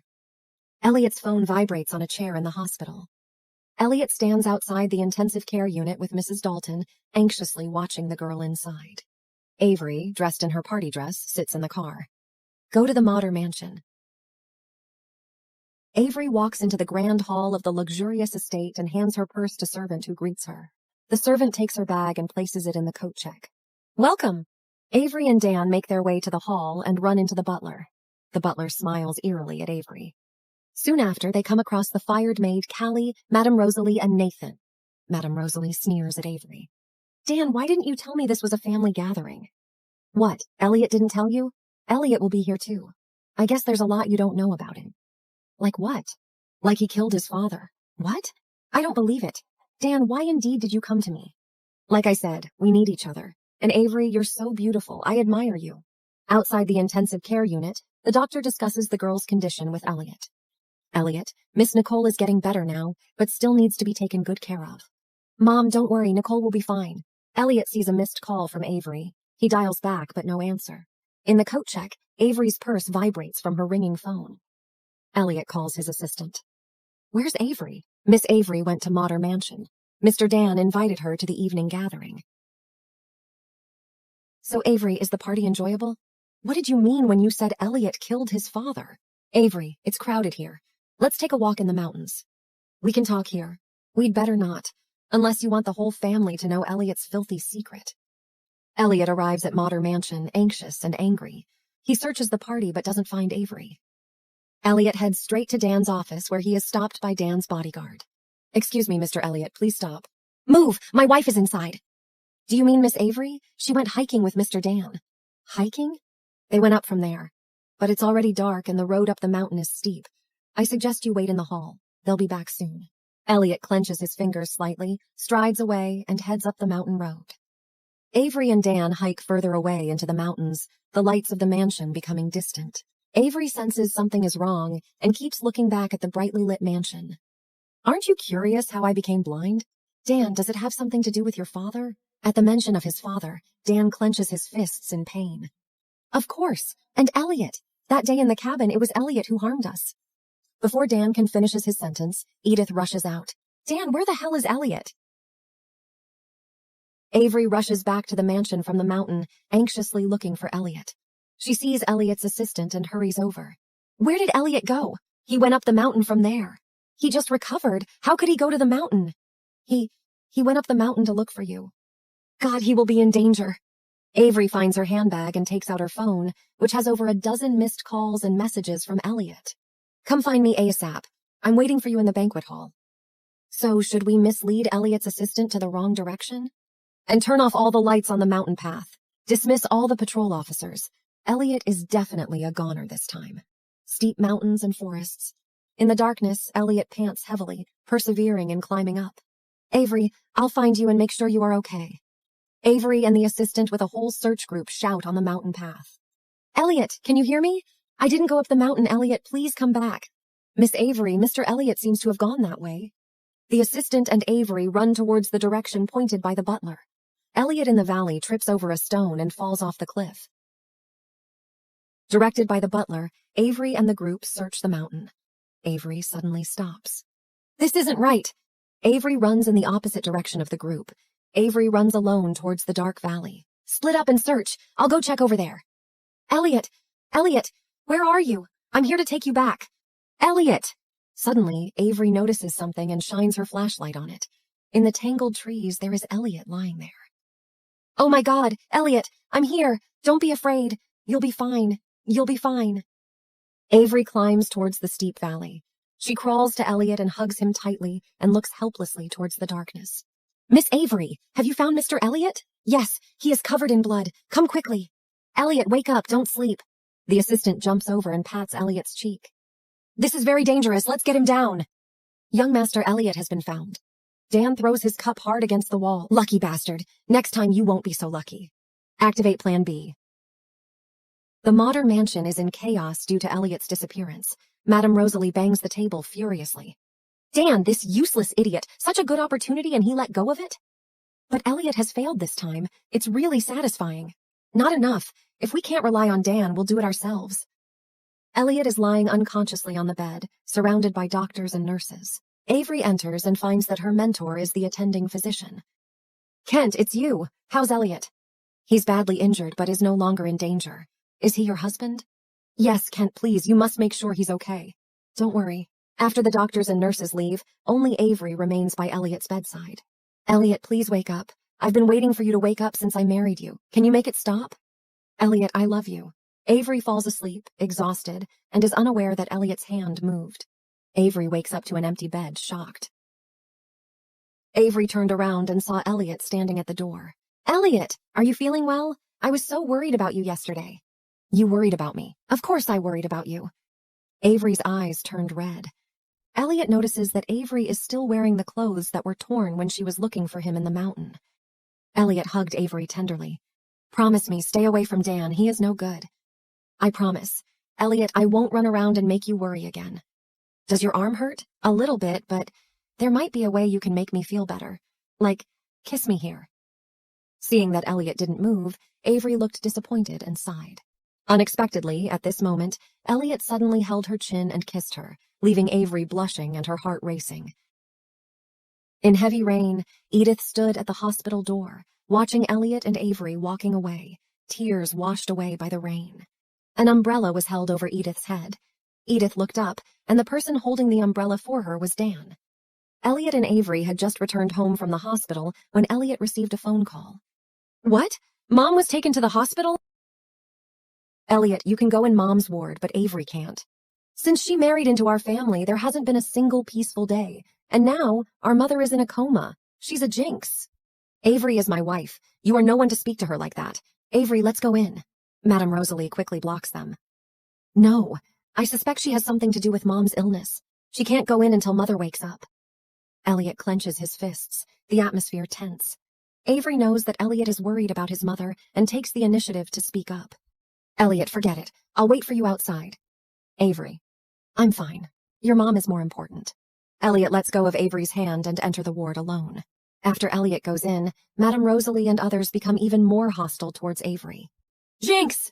Avery ignores her and looks worriedly at the old lady lying in the bed with an oxygen mask on. Doctor, what is it with my mother-in-law? Why did she faint suddenly? Madame's blood pressure has always been unstable, and she may have suffered a mild cerebral hemorrhage due to some kind of stimulation. It's hard to say whether she can wake up. Whatever it takes, I must cure her. Cardio-cerebrovascular disease is one of the most difficult diseases to treat. Probably only Dr. Smith has a way. He is the world's top expert in this field. Avery leaves the doctor's office and walks to the door, glimpsing Elliot sitting anxiously by his mother's bed. In the Smith mansion, Dr. Smith sits on the sofa in the living room, looking at his daughter Avery, who is sitting opposite him with a worried face. "You have disowned me as a father. What are you doing back here?" "Dad, Mrs. Dalton is in real danger. Only you can cure her. Please help me." Dr. Smith stands up angrily from the sofa. "Forget it, I'm not going." "Dad, you used to love me the most." Mrs. Smith affectionately patted her husband's shoulder and smiled to ease the tension. "Avery, actually, your dad has been worrying about you every day since you left home." "Honey, I haven't told you that the money that helped Smith Company through the crisis was sent by the Dalton family." Dr. Smith is shocked. "Actually, the $10 million was given to me by Elliot when he heard that Smith Company was in crisis." "Okay, Ave, I will go with you. Let's give you some medicine first, so you can give it to the old lady." "Thank you, Dad. When will you introduce Elliot to us? I want to see the boy who won my daughter's heart." Avery brought the medicine to Mrs. Dalton's ward. Rosalie, who was still outside the ward, suddenly looked unhappy and stopped Avery. "Hey, didn't I make it clear enough before? You're not welcome here." "I'm here to deliver medicine to my mother." "What medicine? Which doctor prescribed it?" Avery ignored Rosalie and tried to walk towards the ward. Rosalie sneered and pushed Avery. "Stop right there. Mother suddenly fell ill. Maybe it's because of you. Now you're taking out some mysterious medicine. As far as I'm concerned, it's just poison." "I'm not poisoning Mrs. Dalton. I won't poison anyone. Do you really think we'll believe your lies? Take your things and leave." Suddenly, Elliot enters the room with a grim expression and drinks the medicine. "Now, does anyone still suspect us?" "Avery, I believe you.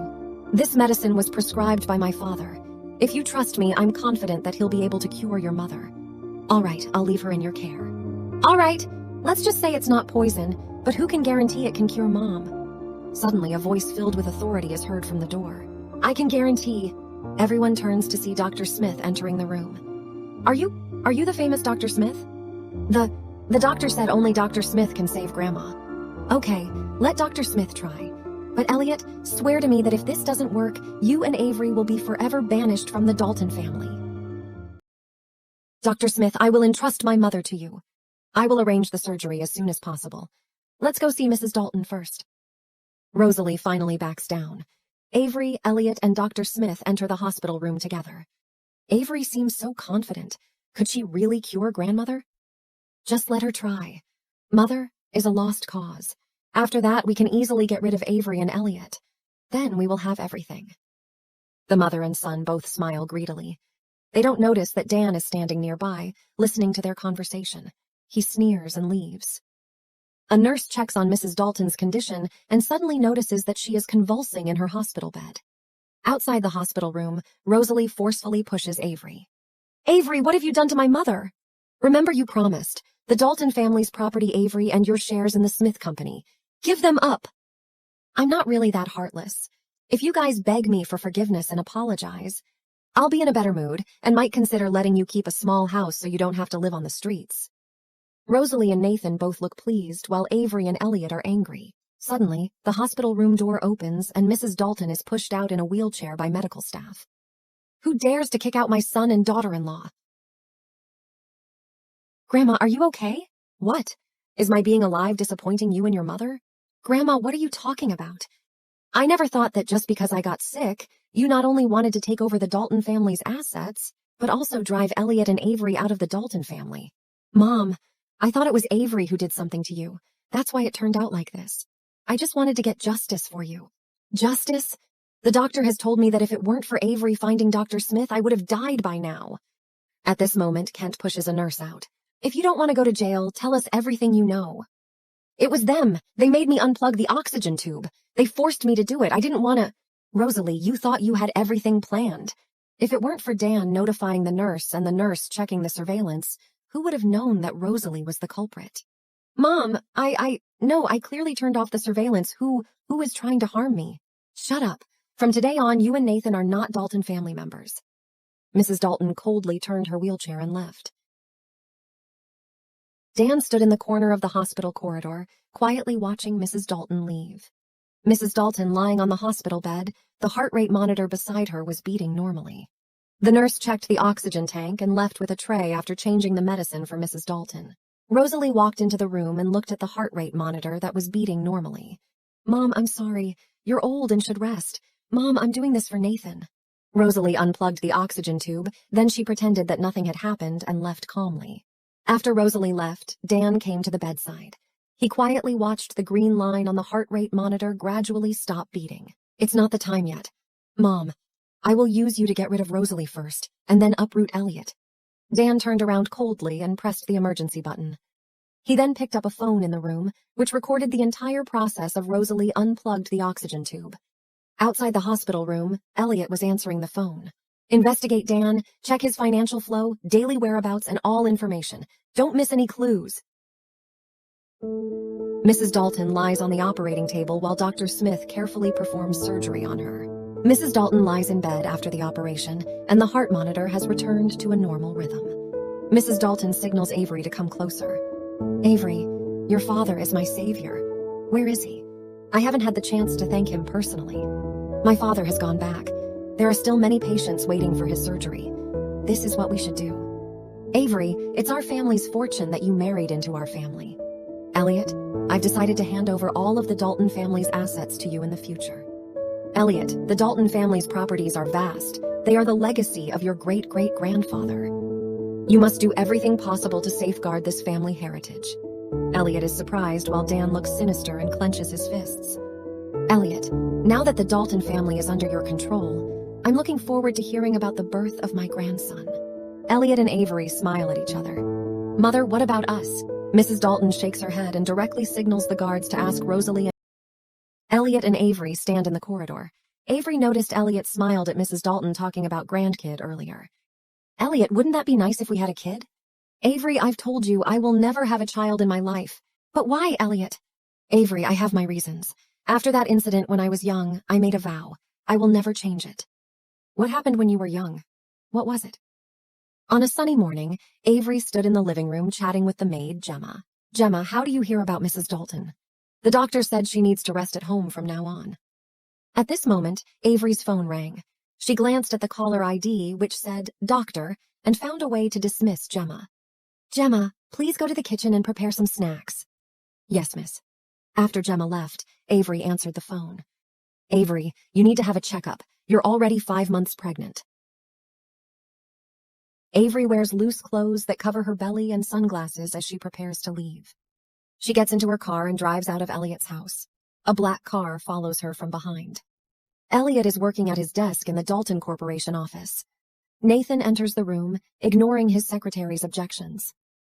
Elliot, have you found out what I asked you to investigate? Do you need some clues? After all, Avery is my ex-girlfriend.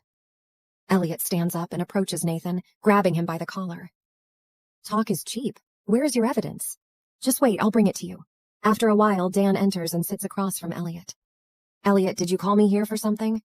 Elliot opens a drawer and puts a plane ticket and a check on the table. What's the meaning of this? You're a smart man, Dan. You should understand. There's no need to pretend. Do you really think the dirty things you did were seamless? Dan freezes in shock and panic. Butler, come in. The butler enters the room looking flustered. This is your bank statement for the past year. I know for a fact that it's more than your total income during your years at the Dalton family. Tell me, where did this money come from? Master Elliot, this money was just a favor I did for the Master Dan. He can testify for me. Don't worry, neither of you can get away with this. Elliot throws a list of calls between Dan and the butler at Dan. This is a record of all the calls between you and the butler over the years. He appears to be working for the Dalton family, but in reality, he's been your pawn all along. It's one thing for you to do this to me and Avery, but you even dared to use Mom to get rid of Rosalie. Is Mom the next? Brother, where is your conscience? Dan is exposed, angry, slams his hand on the table, stands up and yells at Elliot. Elliot, who are you to talk about my lack of conscience? Do you know what I've been through all these years? I lost an eye when I was young. The Dalton family spoiled you completely. No one in the Dalton family cared about me. In the end, even the woman I loved you. Brother, that's no reason for you to harm others. Mother has always cared about you. She knows you like Edith, and she even pampered Edith. But you used Mother's life as a tool to eliminate others. Elliot pushes a plane ticket in front of Dan, threatening him coldly. Mother said she won't come to see you off. You leave alone. Otherwise, I'll give the police evidence of your crimes. Dan looks flustered and sits down heavily in his chair. Elliot's face is stern. Finally, Dan picks up the check and plane ticket and leaves. Dan stands in front of the landing window, takes off his sunglasses, revealing an empty eye socket. He makes a call. Is someone following her? Proceed with the plan. A black car follows Avery on the street. Avery parks the car and gets out. As she's closing the car door, someone covers her mouth and nose. Butler, why do you harm me? While saying this, Avery takes the chance to elbow the butler in his stomach. Oh, you'd better not fight, Miss Avery, because it would end ugly. Butler pulls out a syringe and injects Avery with it. Avery faints. Elliot returns home and can't find Avery anywhere. Avery! Avery! Elliot realizes that something is wrong. Elliot finds Gemma in the kitchen and grabs her arm in a panic. Where's Avery? Miss Avery left in the morning. She said she had something to do and asked me to send snacks to Mrs. Dalton's house in the afternoon. The airport. Dan hasn't left the airport. Elliot came to the airport, searched every corner with his assistant. Avery is missing. Lock down the entire city and do whatever it takes to find her. Just when Elliot is panicking and at a loss, he receives a call from Dan. Elliot, are you worried about your wife now? I've lost everything because of you guys. How could I leave so easily? Ha ha ha, your wife is in my hands. Don't be stubborn. Surrender now while you still can. Ha, surrender? I'm not dead yet. Why would I be willing to die? After all, my eyes were all because of you. Since Avery is your wife, I will use her eyes to pay off the debt, okay? Elliot, I'll be waiting for you at our old place where I lost my eyes. You know, our secret base, right? Elliot looks serious and calm. You guys stay here and prepare for whatever might happen. Dan, after all these years, let's put an end to this. Avery wakes up in bed, her hands tied behind her back. Dan stands not far from her, wiping his knife with a handkerchief, looking creepy. Avery tries to struggle quietly and break free from the ropes. Don't waste your energy. You've been drugged. Even if you untie the ropes, you won't get far. What do you want to do? Should I dig out your eyes first or take off your clothes first? Don't come any closer. Elliot left me no choice. I have to be ruthless. Dan approaches Avery. You always use lowly and dirty tricks against women. Elliot won't spare you for this. You call this dirty? I can be much dirtier. Dan grabs Avery's chin and leers at her suggestively. He rips her clothes off forcefully. What a great body my little sister-in-law has.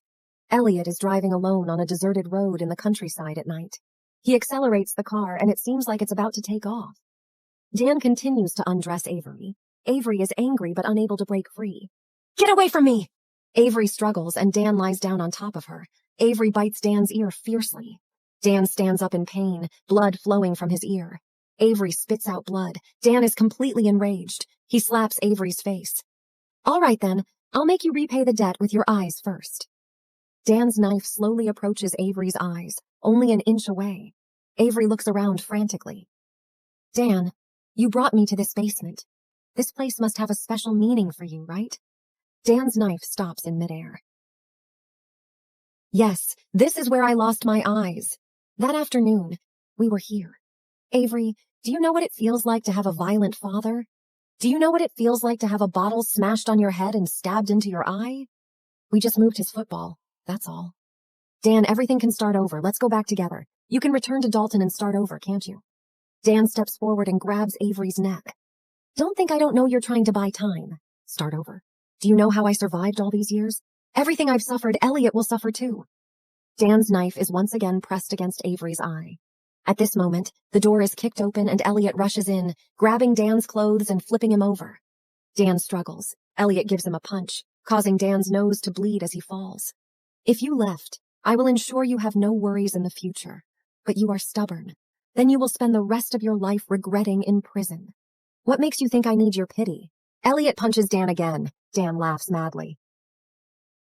Avery curls up in fear, and Elliot quickly unties her and hugs her. Don't be afraid, it's okay. I'll take you home. Dan smiles ferociously and presses the button in his hand. A cage falls from the roof, trapping Elliot and Avery in a mechanism trap. Dan, please, you have to snap out of it. You've known for years that your eyes were not caused by me. It's you. You've always been the clever, favored child in this house. We both did it, but I'm the only one punished. And it's all because of you. Just then, Edith pushes open the door of the wooden house. Dan is surprised. Dan, this time I'm here to save you. You've been trapped in the past for too long. Edith can't bear to look at Elliot with uncontrollable emotions. Even if you kill Elliot, you won't get what you want. Dan, try to move on. Edith, you're still here for him. But it's useless now. Dan points a gun at Elliot. Today, Elliot must die. Dan raises the gun, aiming at Elliot, but in a split second, Edith steps in front of Elliot, taking the bullet in her shoulder. Dan rushes to hold the injured Edith. Edith! While hugging Dan, Edith gets the key from Dan and throws it to Elliot.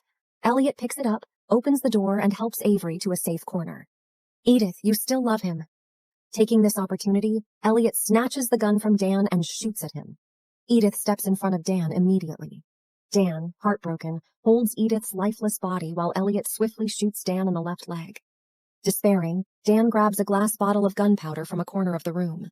Dan lights the bottle and throws it towards Elliot and Avery. No one can survive. All of us together with Nicole. Let's all die. In the moment of explosion, Avery rushes forward and steps in front of Elliot. Avery! Avery and Elliot embrace and roll out of the house. Avery and Elliot look up slowly and make sure that each other is okay. Then they stare at Dan.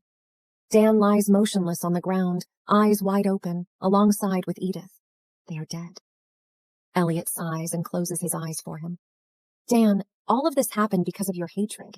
You could have lived a better life, and you still had a chance to. But what about Nicole? You wanted too much. I swear I will protect Nicole. Nicole must be the girl in the photo. Elliot, could you tell me what happened here many years ago? I don't want to talk about the past anymore. Avery lies injured in Elliot's arms. Behind her, the wooden house is burning. As expected, I cannot be a part of his past. That girl, Nicole, is clearly the one he cares about the most. Avery has finished her checkup. The doctor is standing next to her with Avery's prenatal report. Avery, you are 5 months pregnant. You won't be able to hide it for much longer. You should plan ahead. I have made my decision. Avery returns home and sits absent-mindedly in her room, lost in thought. The door suddenly opens and Avery looks up, surprised. Elliot is holding a large bouquet of roses and his face looks uneasy. Elliot approaches Avery and hands her the roses, then takes out a red box. He opens the box to reveal an exquisitely beautiful diamond ring. Avery, we've been married for half a year now, and I wasn't there for our wedding. This time, I want to give you a grand wedding. Avery's eyes well up with tears. Elliot takes the ring out and slowly puts it on Avery's ring finger. Avery, I want to give you the best. Elliot kisses Avery deeply, but tears flow from her eyes. Elliot grabs the back of her head, about to deepen the kiss, but Avery breaks away. Elliot, I'm leaving. Here, take this back. Avery takes off the ring and puts it in his shirt pocket. What does this mean? You killed that child. I will never forgive you. And that photo on your computer, you must have her in your heart. I won't force you to explain, nor will I force you to give her up because it won't make a difference. Elliot furrows his brow, caught in pain. We're breaking up. Avery, do you really want to leave me? I've given full authority to my lawyer for the divorce. He will contact you. Elliot, let's not see each other again. Avery turns around and leaves. Avery! Avery stops. Elliot looks pained but doesn't say anything more. Avery gives a bitter smile, walks faster, and eventually starts running. Gemma comes out and hands Elliot a letter. Mr. Elliot, this was found on your desk. It's a letter from Miss Avery to you. Elliot opens the letter frantically. I only love Nathan. I've never loved you. I hate you, Elliot. The letter slips from Elliot's hand and falls to the ground. 6 years later. Avery, wearing a trench coat and sunglasses, walks out of the airport quickly while making a phone call. Mommy, I'll take good care of my sister. When are you coming back? Joni is the best. Mommy will be back soon. Baby, Mommy loves you. A car parks nearby and Kent waves enthusiastically. Kent, long time no see. At the airport window, Avery sees Elliot picking up another woman. Avery and Kent walk towards the car park. It's not easy to invite you here. We just couldn't find a better surgeon to operate on this case. How are Joni and Debbie? They are very good. Avery and Kent arrive at the car, and as they get in, Avery sees Elliot picking up a woman who just arrived. How come he's here? He's come to pick up Molly. He's been looking for Dr. Smith's students. He said he needed someone to help him with an operation, and you're the most skilled among us. But I know you've been avoiding him, so I didn't mention your name, so Molly volunteered herself. The car starts and Elliot's car grows distant.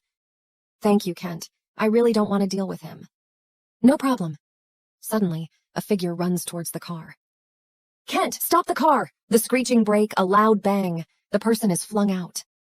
The car stops. Avery opens the door and rushes to check the injury. On the ground lies a woman with blonde hair, wearing a white dress with a scratch on her face.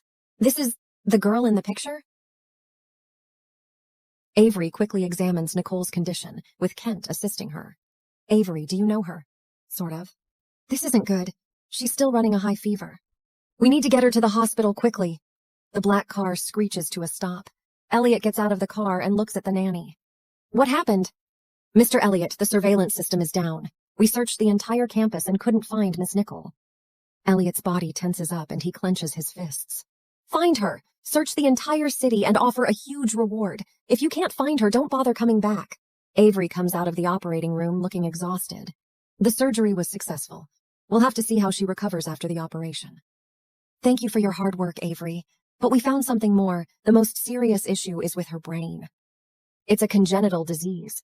Her mental capacity is still at the level of a 3-year-old, and this is where your expertise comes in. Molly or I won't be able to deal with such a complex illness. The only one who can help her is you, Avery. We need the family's signature for the operation. Kent, go get Elliot. Prepare for surgery. After the surgery, Avery comes out weak and almost falls to the ground. Kent supports her. Avery, it was a success. No wonder the medical community values you so much. This surgery can even be used as a teaching case. Kent, help me make an anonymous call to Molly. Nicole's head is wrapped in bandages and her eyes are closed. Molly is holding her phone, nervous and anxious. Elliot walks in and goes straight to Nicole's bed to check on her. Dr. Molly, what's going on? Nicole fainted and was brought to the hospital by a kind-hearted person. I rushed over as soon as I could. Dr. Molly, you have a good heart. We won't treat you unfairly. Since there's a fool who wants to do good without leaving a name, don't blame me for being competitive. Avery sits on a bench in the corner of the hallway with a mask on. She watches Elliot hold Nicole carefully, as if she's a precious treasure. Avery calls her lawyer. Please tell Elliot that if he still refuses to sign the divorce papers tomorrow, I will sue for divorce. Nicole is placed in the VIP ward of a prestigious hospital. Elliot's phone suddenly rings. Hello, Mr. Elliot. I am Miss Avery's lawyer. Miss Avery has returned to her home country. She's gone back? Yes. Miss Avery asked me to contact you again. Her intention for divorce is still unchanged. If you still refuse to sign the agreement, she will sue for the divorce. Divorce is fine. Let her come to talk to me herself. Elliot hangs up and turns to his assistant. Check the surveillance footage of that hospital. Find out who brought Nicole back, and find out where Avery is now. Yes, Mr. Elliot. Avery, you abandoned me for 6 years and still dare to come back. Elliot's phone screen lights up, showing Avery's bright smile on the lock screen. Molly paces nervously outside the ward. Elliot opens the door and looks at her excitedly. Nicole is talking more than before. Her eyes are brighter than before. Molly, the surgery was successful. That's good. Dr. Molly, I hope you continue to treat Nicole. Money is not a problem. Mr. Elliot, I don't want money. I'm now thinking more about starting a family. Sorry, I will never get married again. Mr. Elliot, I don't necessarily want to get married. We can be together as boyfriend and girlfriend, and I can focus on researching Nicole's illness. Are you threatening me? This is just my price. The rest depends on how important your sister is to you. Kent and Avery are having a candlelit dinner. Kent casually mentions Molly. I heard Molly moved into Elliot's house. What? Avery, it seems like you still care about him. Who he's with is none of my business. Avery takes a sip of her wine and finishes the glass. There are several empty bottles on the table. Avery wears a flaming red dress and sways a highball glass, exuding a pure desire and wild temperament, constantly attracting the attention of men. Avery, already drunk, takes out her phone, edits a message, and sends it out. A man approaches Avery and puts his hand on her waist while she's not paying attention. With a loud bang, the man is kicked to the ground. It's Elliot who came. Avery sensually wraps her arms around Elliot's neck, getting closer and closer to him. Elliot. Elliot awkwardly hides his anticipation and doesn't push Avery away. Avery? Didn't you want me to talk to you in person, Mr. Elliot? We're getting a divorce tomorrow at 10 in the morning. Is that what you wanted to say? Oh, and one more thing. Elliot, you loved me so much that you dragged on for 6 years without getting a divorce? Elliot's Adam's apple moves and his fingers suddenly tighten. Avery! Elliot forcibly kisses Avery. Avery struggles, but Elliot kisses her harder. You'll regret this. Regret? I'll just be happy to celebrate with fireworks. Elliot lets go of Avery and stares at her fiercely. All right, we're getting a divorce tomorrow. Avery watches Elliot leave, and as she continues to bitterly smile, a hot tear rolls down her cheek. I'm free. Elliot, I do regret knowing you, regret marrying you, regret falling in love with you. Elliot looks cold and stern, takes off his tie and walks to the trash can to throw it away. Molly comes out of her room, dressed up nicely. Elliot, you're back. There's a pause for a few seconds, and Elliot irritably stuffs his tie into his pocket. Elliot, is there something on your mind? Get out of here. I let you live in this house to take care of Nicole, not to bother me with anything else. Elliot goes upstairs to his study and slams the door in anger. Molly is left behind, and she happens to meet Gemma, who is bringing tea. Dr. Molly, usually at this time, Mr. Elliot would be reminiscing about his wife. You shouldn't disturb him. Elliot's wife? Molly and Gemma walk downstairs and bump into Elliot's assistant. Has Avery returned? Yes, and she's demanding a divorce. What's Elliot's wife's name? Avery Smith. Her again? Damn Avery. She competed with me for the title of best medical student in school. And now she wants to compete with me for Elliot. Well, Avery, now that I've cured Nicole, what do you have to compete with me? Molly wraps the bandage on Nicole's head. Nicole, you can think of me as your friend. When Elliot and I get married, I'll treat you as my real sister. Did you really perform my surgery? Molly's hand trembles and the bandage falls off. Nicole, do you remember something? Please tell me. The taste, it's wrong. Nicole, during the surgery you were under anesthesia, so it's normal to be confused. I did perform your surgery, and only I can cure you. Molly was talking to herself and didn't notice that Nicole recoiled when she touched her. Avery and Elliot walk out of the lawyer's office side by side, finally free after 6 years. Damn woman, is she really so eager for a divorce? Avery puts on a smile and waves goodbye. When she turns around, her smile fades and her eyes slowly turn red. Molly suddenly appears at the corner of the street and stops Avery. Long time no see, Avery. Can we have lunch together today? I'm busy. Avery walks away and Molly's voice comes from behind. Does Elliot know about your 2 children abroad? Avery, you have high medical achievements now and have inherited your father's company. You don't lack anything. Why did you come back? Are you afraid that I'll come back and interfere with you and Elliot? What am I afraid of? I cured Nicole and now Elliot depends on me. Who else can compare? Then you're really amazing. Avery, you're just a useless waste hiding under your father's shadow. I remember when Dr. Smith first saw me, he praised my hands. He said my hands were born to hold a scalpel. Avery, why don't you let me see your hands? Molly forcibly pulls Avery's hand, and Avery is unable to pull it back. Molly picks up the hot water kettle on the table and is about to pour it on Avery's hand. Avery pulls her hand back in time, and Molly can't dodge it, and the hot water pours onto her own hand. If you dare to mention the children to Elliot, I guarantee you will lose both your hands.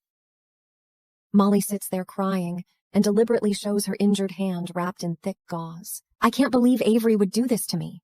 Elliot's facial features twist, and he throws a phone to Molly. The video playing on it is Molly and Avery at the cafe. Molly, your only role here is to cure Nicole, understand? Elliot dials Avery's phone number. The phone rings and Avery answers. Avery, did you burn Molly's hand? Elliot's assistant, standing nearby, interjects. Mr. Elliot, the surveillance footage is in, and it was Molly herself. Elliot waves his hand, gesturing for the assistant to leave. So he called Avery just to make an excuse. Mr. Elliot is really lovesick.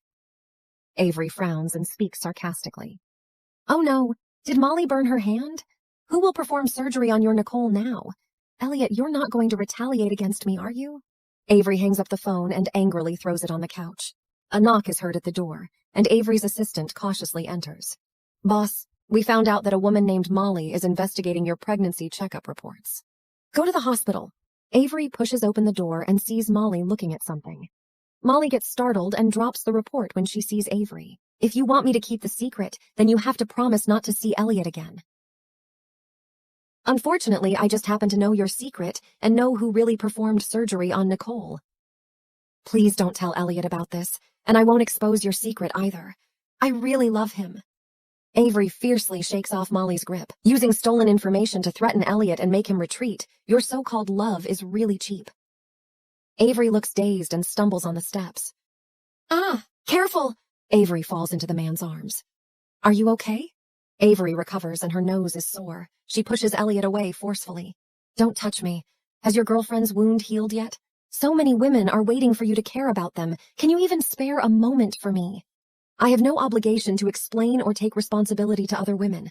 Avery, Molly, and I have nothing between us. It's none of my business. I don't care who you're with. You've never truly loved me, so I won't be fooled by you anymore. Avery tries to leave, but her arm is held by Elliot. Don't go. Elliot's assistant comes to report the investigation results. Mr. Elliot, I found out that Avery was the one who brought Miss Nickel to the hospital. Elliot is taken aback and quickly grabs Avery. Avery, did you encounter Nicole when she went missing? You saw her. Why didn't you notify me? Nicole had bruises on her body. What did you do to her? What did I do?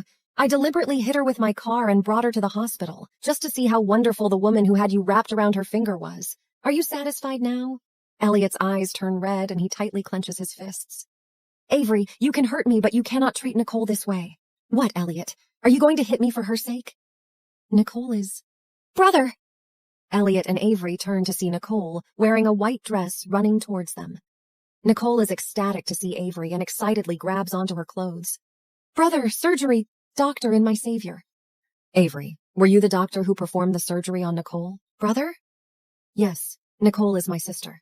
You've been jealous of my sister all along. Avery is standing outside the room. Why didn't you tell me about Nicole's surgery? Why did you let Molly pretend to be her savior? How dare you? You can't even tell me about your own sister and let me suffer all these years, you bastard. Elliot remains silent, holding on to Avery until she stops hitting him and they lock eyes, both in tears. Elliot reaches out and gently wipes Avery's tears away. I'm sorry, Avery. I couldn't tell you because I promised Nicole that I would protect her. I'm your wife. Why can't you tell your wife? If you're so capable, then keep it from me forever. Avery, I can't lose you again. You don't know how much I've suffered these past 6 years. Dan, Nicole, and I are siblings. Our father was an alcoholic loser who tortured us. Every time he got drunk, he would brutally beat us in the cabin. One time, we accidentally broke his football and he got really angry. I had never seen him so furious. Of course, he got drunk again, and when I went to my mother for help, he threw his empty bottle at Dan and Nicole. I hate him. He's the person I hate the most in my life. Later, I couldn't find anyone to help, so I went back. Just as he was about to throw a glass bottle at my head, Nicole stood in front of me, and since then, her brain's been stuck at 3 years old. I promised Nicole that I would cure her and not let anyone look down on her. Avery holds on to Elliot tightly. Elliot, it's all in the past. It's all in the past. No, it's impossible to forget. Avery, do you know that this is something I'll never be able to get over in my life? Elliot, is this why you don't want children? Yes, because of a father like that, I swear I'll never let my children suffer. Just as Elliot and Avery embrace tightly, Molly rushes in. What are you doing? Avery, you bitch, I am Elliot's girlfriend. Molly, did you really perform Nicole's surgery? Yes, it was me. Elliot, I am the professor's favorite student. Molly, wake up. Have you said one truthful thing? Avery, I won't make it easy for you. Elliot, listen to me. This bitch Avery has 2 children abroad. They are your children. Elliot is stunned and looks at Avery in his arms. Yes, I won't let you hurt them. They are everything to me. That was then. What are their names? Johnny and Debbie, they are 6 years old. They are my children? Johnny, Debbie, they are 6 years old and I haven't even met them. This shouldn't be your reaction, Elliot. Don't you hate children the most? Molly pulls out a fruit knife and waves it while charging towards Nicole. Nicole! Nicole screams in fear while Elliot hurries over. Molly fakes a move, turns and sprints towards Avery. Avery, die!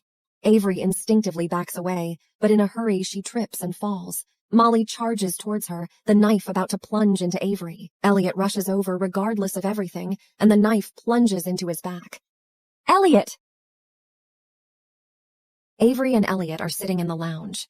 Are you really going to wait for Joni and Debbie here? Your body has just recovered. Of course. Don't you hate children? I don't hate children. The madness gene runs in our family's blood. People like me, who cannot be good fathers, should not let children be born. Elliot, that's your dad. It has nothing to do with you. I believe you will be a good father. Because of you guys, I want to learn how to be a good husband and father. Elliot takes out the ring he previously gave to Avery but was returned. Avery, would you give me another chance? Avery smiles and wipes away tears, extending her hand. Show me what you've got, Mr. Elliot. Miss Avery, I have fallen deeply in love with you. Will you be my wife? Don't forget, we still have the biggest wedding to hold. At this moment, there is a commotion in the airport. Mommy! Mommy, Joni took my toy again. The maid, Gemma, also pushes Nicole in a wheelchair. Avery and Elliot smile at each other. The priest is conducting the ceremony, but Elliot is still waiting for Avery. Avery is late. The church door opens and a beam of light appears at the entrance. Elliot looks at her with a smile in his eyes, but Avery has not put on her wedding dress. Nicole appears behind her with 2 children. The dress is dirty. It's dirty. Joni, you ruined Mommy's dress. But you drank the Coke, too. Avery runs towards Elliot with her skirt held up, and Elliot kisses Avery. The priest begins the swearing-in ceremony.